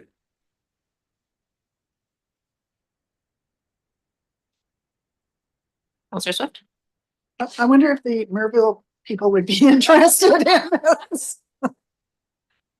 That's not a bad, that's not.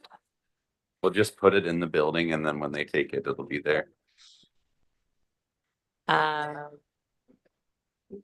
So there is a motion to dispose of, but we might have some slight friendly amendments to cover some of these things. Councillor Grant?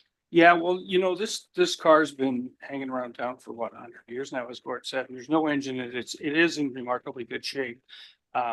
But it's always been something that we were able to store. And honestly, over the last 100 years, I would say that for at least 80 of them, nobody even knew we had it. Because it was just sitting in a storage unit and it was all fine, but now it's gonna cost us $100,000 to keep storing this thing. And I'm not sure what if there's good value there or not, to be honest with you. Yeah, well, I mean, it's an old piece of history, but yeah, I mean, I hear you. But yeah, so if we can save $100,000 in the budget, I don't know, I know that it'll cause some stir in the community. There's some people that actually really get behind that. I would think the museum would not like this discussion very much, but at the other end of the day, I mean, it's been a problem for us ever since, well, I think when Jordan got here, that's when it started to be a problem just about then. Yeah, because we had it at the mall for a bit too, so there you go. Right, although, nope, sorry, Counselor Swift. We would be voting on the motion, but we can keep discussing. Counselor Kerr. Does the motion need to also say that we would take out the 100,000 in the budget to remove it? No, that's implied. Thank you. Okay, so the motion is to dispose of the vehicle and advise the Philburg board that that is being done. All those in favor? Opposed? And that passes. And maybe we can Could we slip sell- that could we information to say- Marvell Community Association. in Could case- we say sell the car rather than dispose of, because that will get people will think we're gonna be dumping. I believe we said dispose of, so it's up to staff whether that's implies that it could be sold or donated. My initial motion was looking at options. Disposal. Yeah. That means all right. encompasses sell. For staff is dispose of the correct verbiage to either sell or Yeah, it's, and be the it's in most our fiscally responsible. purchasing policy when it talks about disposal. So I think we're clear on the direction. Perfect. Counselor Swift, thank you for your patience. Sorry, thank you. I'm wondering about an item that is not in the budget that has been in prior budgets, and that is the driveway for the Philburg property. For some time, for years now, it's been in the budget to have a study done and look at replacing it because it's sagging and not in very good condition. And I know there was a water main break somewhere in that vicinity, and the driveway is currently closed to vehicles. So I'm just wondering about it. Pass it over to Director Ashfield. I'll have to check to see if that was carried over from 2024. If it was, it wouldn't be listed there. I think Director Henley's looking into it right now, but we'll certainly look into it and see where it's at. But if it was in 2024 and approved, it's probably that's why it wasn't carried over into 20 or not listed here in 2025 and on, because it's already been approved by council. I believe we had done some work on the slope stabilization and taken a look at it, and I want to, maybe this is just wishful thinking, but I want to say that it came back in a lot better shape than we thought it was going to be. And that might be why it's not in there, but we will get back to you on it.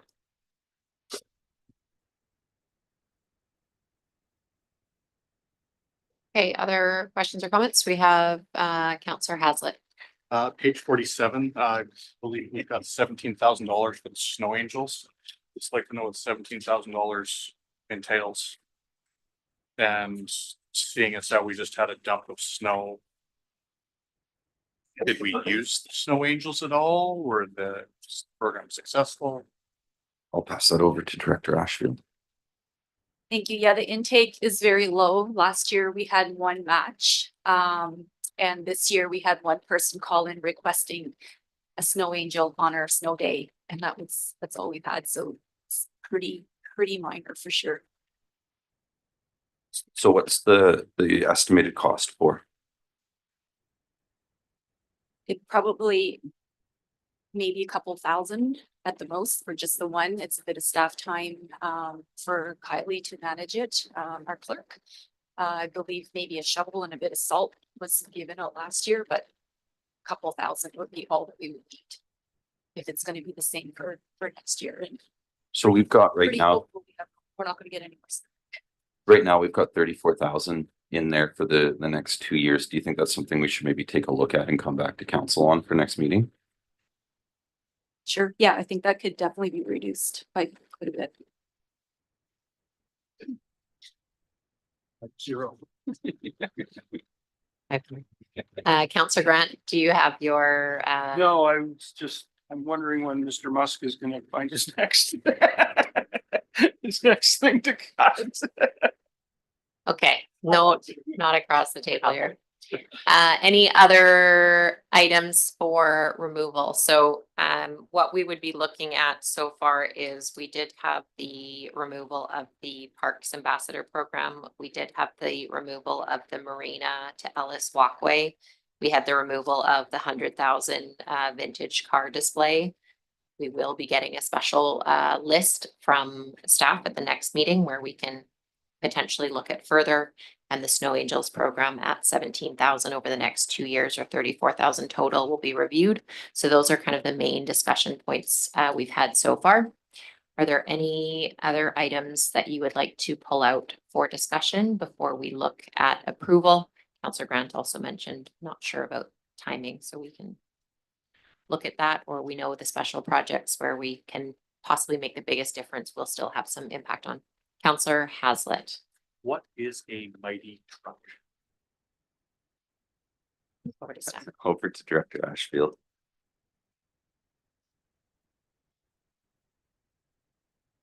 Marie?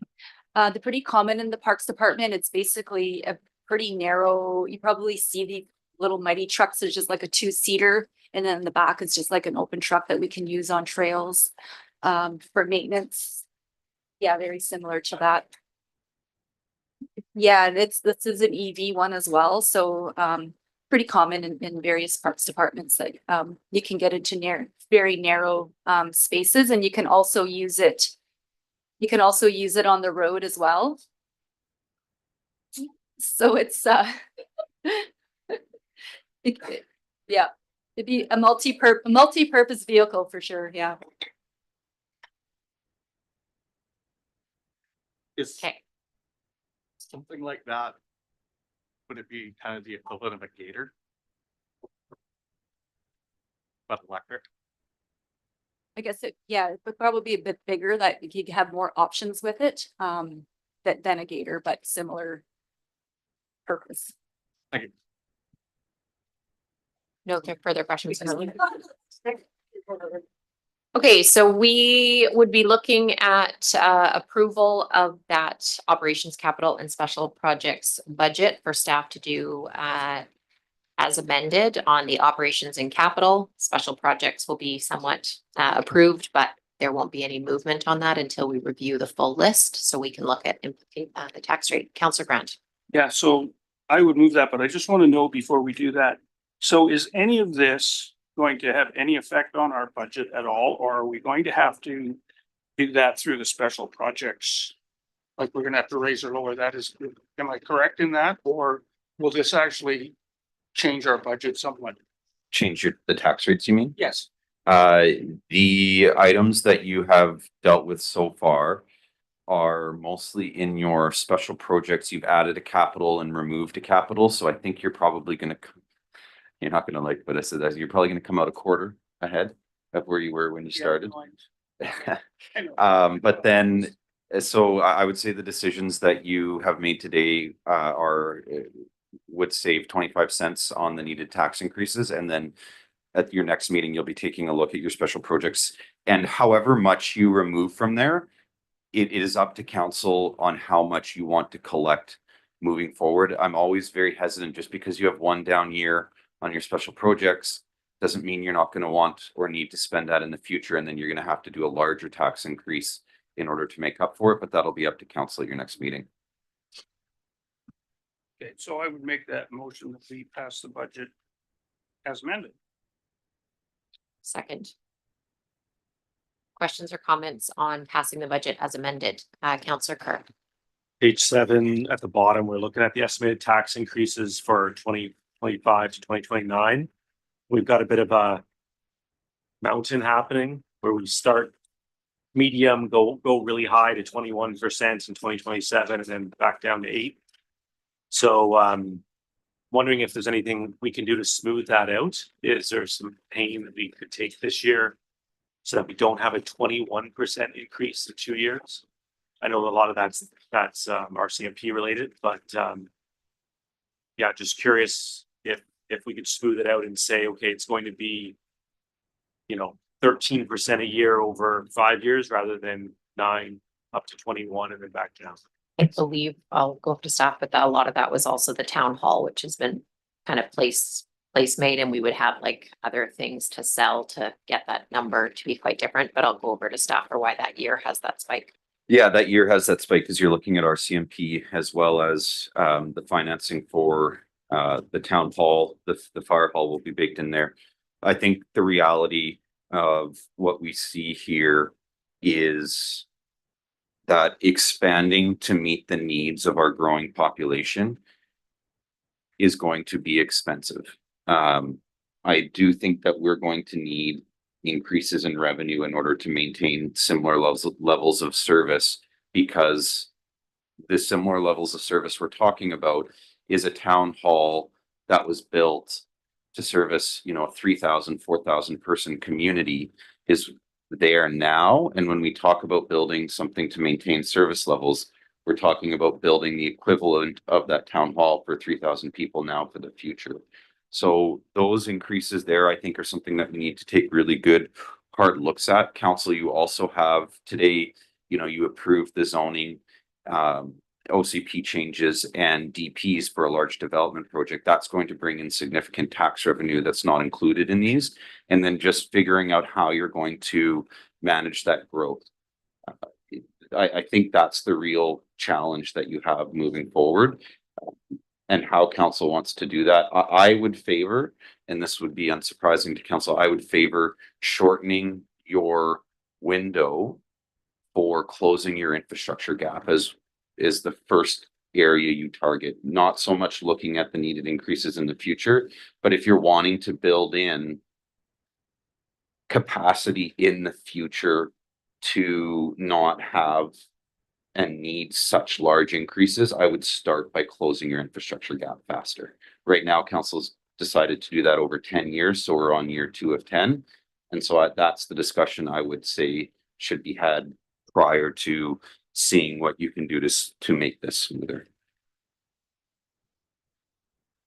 Just a note also, because we haven't heard back from the RCMP on the number being stayed the same, there's 2 extra officers for quite a few of those years, which is like 5,000, 400,000. So a big chunk of that is as soon as we hear back that it's agreed upon, that will also be altered. But you did say police costs, but we have the higher officers that we have not said for. Councillor Kerr. So just if I understand that right, so when a project like the one we discussed earlier this evening gets built, there'll be additional revenue, and we can decide at that time, do we put it against taxes short term? Do we put it against the infrastructure renewal fund to bring it to 8 years or something like that, like bring it shorter and therefore not have those $50 increases each year for our residents?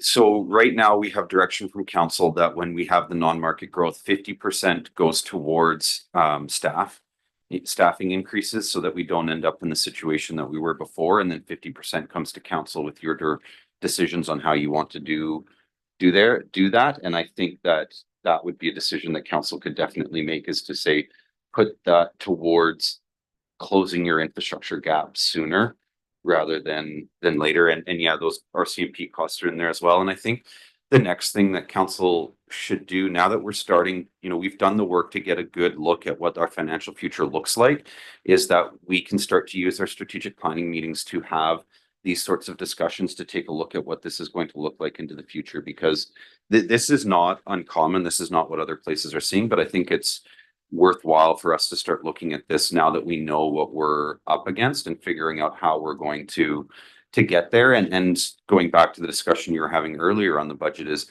what is the service level in the community across our departments that you want to see once we get to that point as well. And so that we're doing this sort of in a coordinated approach that makes sense, and not trying to cut in one area that doesn't have the impact that you're hoping it would. So I think that taking a look at this and having these discussions over the next year to prepare for the new council that comes in, so they're sort of walking into, understanding the picture and the decisions that are going to be in front of them is a good idea.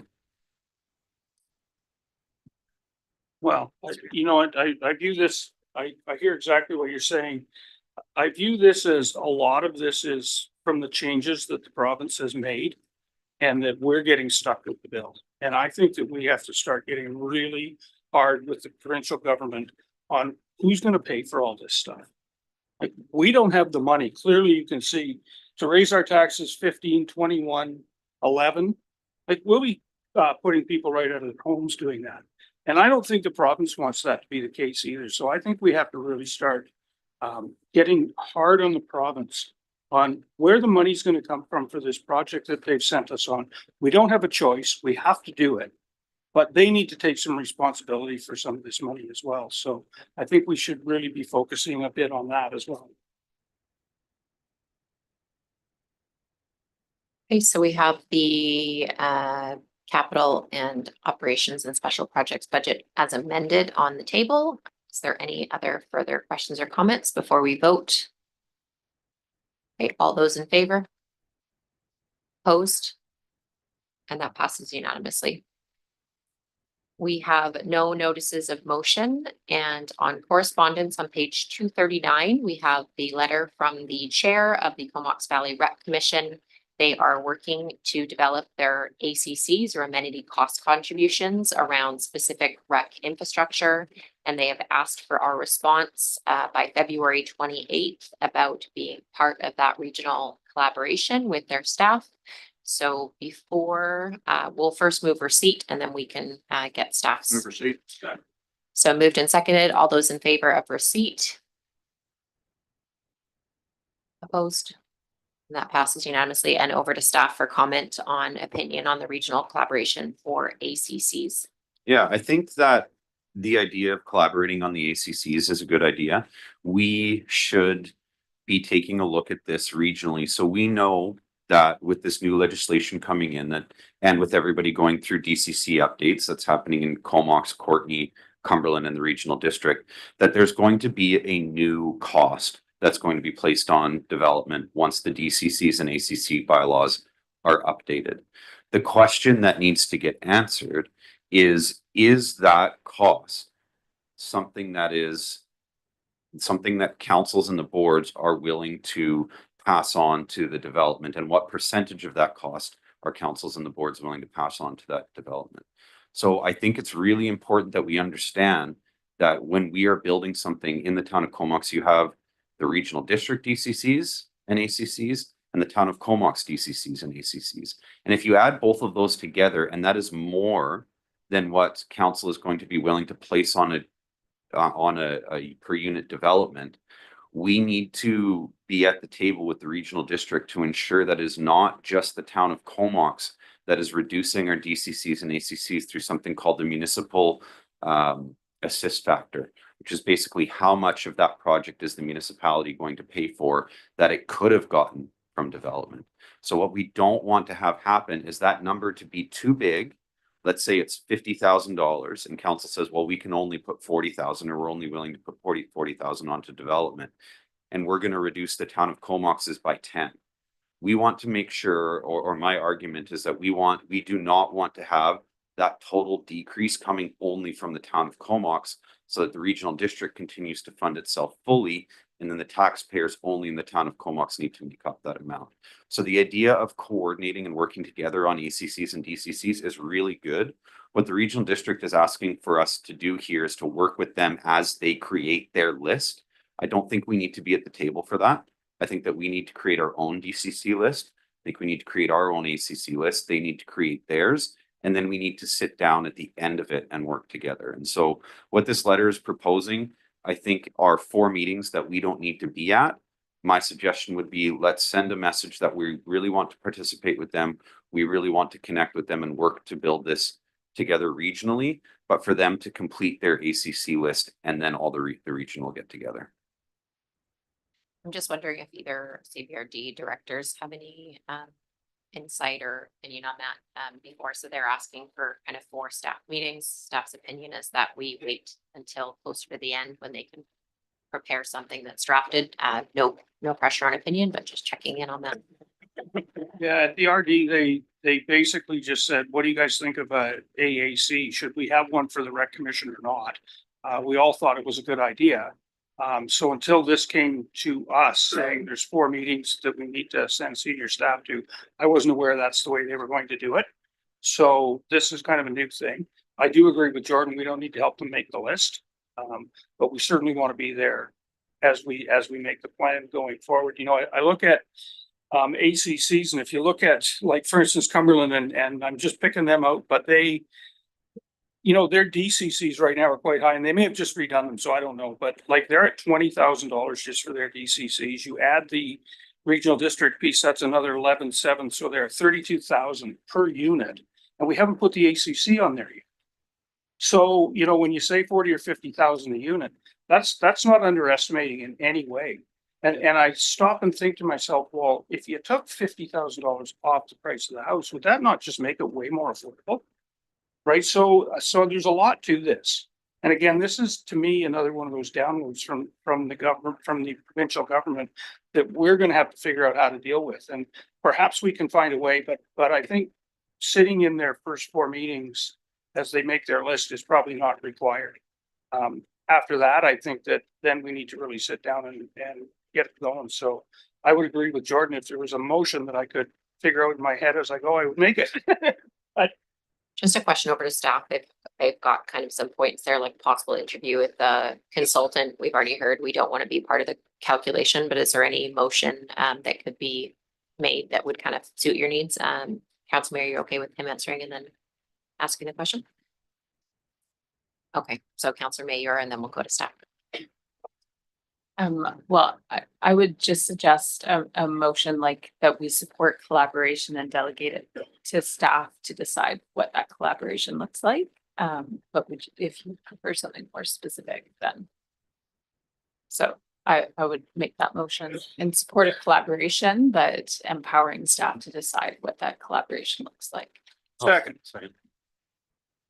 Okay, so for staff to kind of, Councillor Kerr. I understand the lack of desire to go to more meetings that might not be necessary, but if being there shows our collaborative effort, it might not hurt to, again, for staff to decide as the motion suggests, but just as a collaborative effort, might not have to be our CAO, but we send a staff person, maybe, just something to think, maybe not to all 4, maybe to a couple, just a thought. To have a little bit of skin in the game, perhaps, on what the open was. Councillor Grant. no, I just want to vote. Okay. I'm ready. Okay, any other questions or comments before we vote on being delegated to staff to deal with as they believe is best? All those in favor? Opposed? And that passes unanimously. Thank you. We have no late items. Reports from council is just items that you believe are good knowledge for the rest of council to have, not necessarily events that we have each attended. We'll start with Councillor Blacklock, Swift, and Hazlitt, please. Just a quick note from 2 of the boards that I currently work with, the first being the Comox Valley Substance Use Strategy. We are planning a public information and business engagement events for April 15th. So mark that date in your calendar. More information will be coming as we get together a speaker list, but the format is proposed now as a luncheon for interested business people. It's an education style event around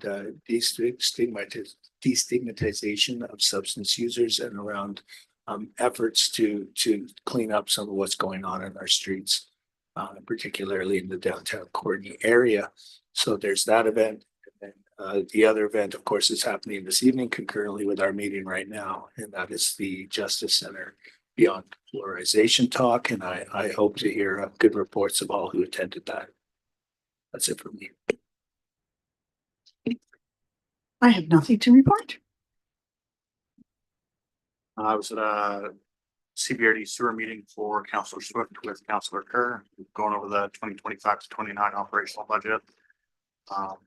45 minutes, short and sweet. I see why you guys are so excited to go to the RD. We'll go Counselor Kerr, Counselor Grant, Counselor Mayor, please. Just had a meeting yesterday with Colonel Shapka and a lot of other senior officials from the base, just talking about healthcare planning around their service members and family. It's really interesting to hear their kind of forward-thinking approach. So I think our base is in good hands. And it was budget, and then tomorrow more budget. That's what I've done. I have nothing to report. Thanks. Just two quick things for myself. Attended the FCM tariff call for the BC region yesterday that Will Cole Hamilton was chairing with some other groups. There was quite a few mayors from kind of across the province. It was about a 90-minute talk on what they thought some of the implications would be with the tariffs coming in early March if they should go through, as Steele did. Definitely some just interesting listings from some of the border towns, some of the northern BC towns that are really lumber focused and industry focused. There's some real impacts to those communities. Some of the smaller communities said obviously it'll just be on the economy, and we talked about what procurement policy could look like if these go through. It might be something that we have to look at from a town perspective on where we're getting our materials, but it was basically just educational, and they were sharing what type of advocacy FCM is doing for BC, but mostly for Canada. They're doing lots of lobbying down with municipal, like mayors and councils in the States, just to say counter tariffs are really a bad thing for our communities. And there was just lots of brainstorming ideas of how we can advocate as FCM, as the national board. So kind of interesting, but again, some really big impacts on some of those smaller communities up in northern BC. So we'll probably see more of that in March. Coldest night of the year, the 10th annual event is coming up this Saturday, February 22nd, down at Native Sons Hall. They are trying to raise $225,000 for their 10th anniversary, and that's for the Comox Valley Transition Society and Dawn to Dawn. So thanks anyone who has joined a team or volunteered. We have Team Gomox with anyone who wants to join in the fire department there. And yeah, just really hoping that they're going to hit that goal of 225,000 that would stay local to help some of those transition housing from those two organizations. So thanks again for participating. I think we've participated the last at least 5 or 6 years. And that is it for reports from council. There are no media questions. Any questions from the public? Come on up and just use the mic there, Stephen, if you turn it red. Steve will get it for you. Yeah. Sorry about this. I know you've been here a long time already. Just a couple of things. I noticed the debt load coming up the next 5 years is about 8.5 million, where in the last 2 years it was about 300,000. So I just wondered, I'm not a mathematical or particular economic person, but I'm just curious whether any of that can be ameliorated in terms of reserves, or how much are our reserves, and if we access that, is that necessarily a terrible way to go as relative compared to the debt load that's going to be increasing? Just wonder about that a bit. So how much our reserves are and how Yeah, much we would so look at. right now, what we're doing is, and we talked about this with council a couple meetings ago, is the question is whether or not we can continue to replace our current infrastructure with reserves without going into debt. And that might be possible, it might not. That's the question. We cannot build anything new without going into debt. We just don't have the money there. So it's possible to replace what we already have with our reserves. But if we're going to be building an expanded fire hall or a new town hall, anything like that will require borrowing. We just don't have the money. And what is our reserves number, and what do we have from our reserves? So we have probably 5 or 6 different types of reserves. We've got our water fund, which is the water system self-funded. The sewer system does the same thing. We have our general capital reserve. We have our parks reserve. So it depends what number you're looking at. There's a whole bunch of them. Overall, we're probably sitting at about 17. And again, it depends what time of the year you look at, whether it's right after you get your tax bill in or going through, but let's say 17 million. is. Are they all accessible, those different ones, or does it depend on the topic as far as accessing those reserves? Some of them are restricted, like the water reserve has to be spent on the water system, the sewer reserve has to be spent on sewer, the parks reserve has to be spent on parks. Okay, my second question is about, well, I wondered, this is a bit of maybe it's a red herring topic, I don't know, but integration of services talked about a lot in other parts of the province, and I know that perhaps that would be something we would look at here, but I just wondered if there's been any discussion regarding that in terms of the possibility down the road of that assisting us in terms of our situation. Yeah, we've had some of those discussions, the Gord could speak to it more, but I know that we've talked to Courtney around potentially expanding our fire protection area into East Courtney, but it looks like Courtney's going to be making an investment into a fire hall in that area to take care of that. For some different services, we are looking at shared costs across the valley. Building inspection is a very, very different. We're really lucky with our building inspector right now. He's been a long-term employee and has been very stable. But that's something that tends to be very hard to find and recruit. And so getting those type of positions and taking a look at whether or not those can be shared across the valley. So those are discussions that we're having. And then as far as integrated services, the Comox Valley is actually pretty well integrated when it comes to a number of these things. Our regional district is really large. They provide the water, they provide the sewer. They're expanding into things like regional parks. They have the vast majority of our recreation infrastructure as well. And so in different areas, you'd be looking at integrated services through maybe contracts between municipalities. But because our regional district is so large and it's been happening that way for a long time, that a lot of those integrated services sit in the regional district. Okay, thanks for the last thing is I'm curious when the new MLA will be coming to speak to council. And particularly I'm interested in terms of some of the comments that Councillor said tonight regarding what the new MLA, what his comments would be. So I'm hoping that that'll be something coming for too long. I don't know if there's a schedule on that yet. I know that legislature just sat this week for the first time. We will be meeting in kind of a one-on-one setting, and so he may come as a future delegation, but at the first meeting will be an informal non-public event, but we can potentially Thank you very much. have a delegation in future. I'm Thank sure you. he would be open to reaching out for comments directly also. It's not soon, but it's not public. It's our first meeting with him, so it's informal. To kind of, we're going to do some advocacy privately. And other questions, of course, you just have to hit the mic to go red so they can hear online. Yes, I live on the 800 block of Aspen Road between Grumman and Neptune Way. And I'm curious what is going on across the street from where I live. That's all woods. There's fencing going up, and I don't know, like, is there an apartment building being built there, or are they townhouses? Or is a road going in there? Like, I have no idea what's going to be across the street from my house. So you're at 800 Aspen? 873 Aspen. Sorry? I live at 873 Aspen, but I'm 873 between Grumman Place and Neptune, and it's all woods.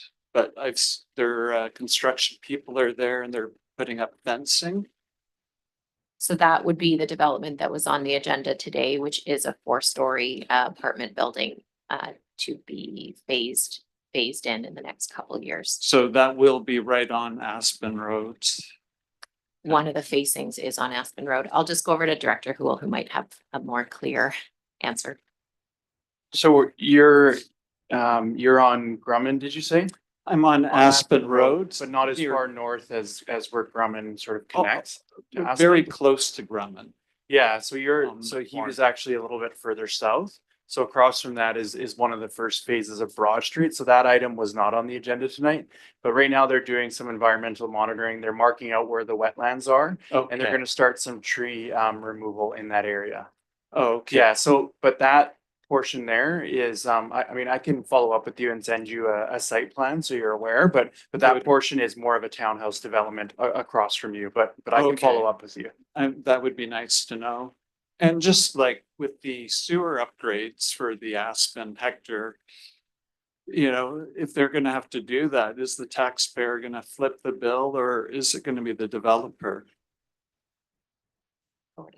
The upgrades in those areas are going to be done by this Comox Valley Regional District. So how they plan on paying for it, I don't know. Okay. All right, thank you. Thank you for the question. Any other questions from the public before we go in camera?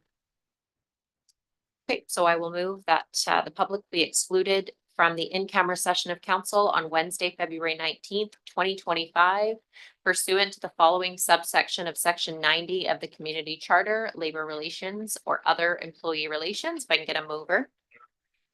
All those in favor? We'll just take a quick couple-minute break before we go in camera, and thank you to those in attendance and to staff and to council. We'll resume in about 2 minutes.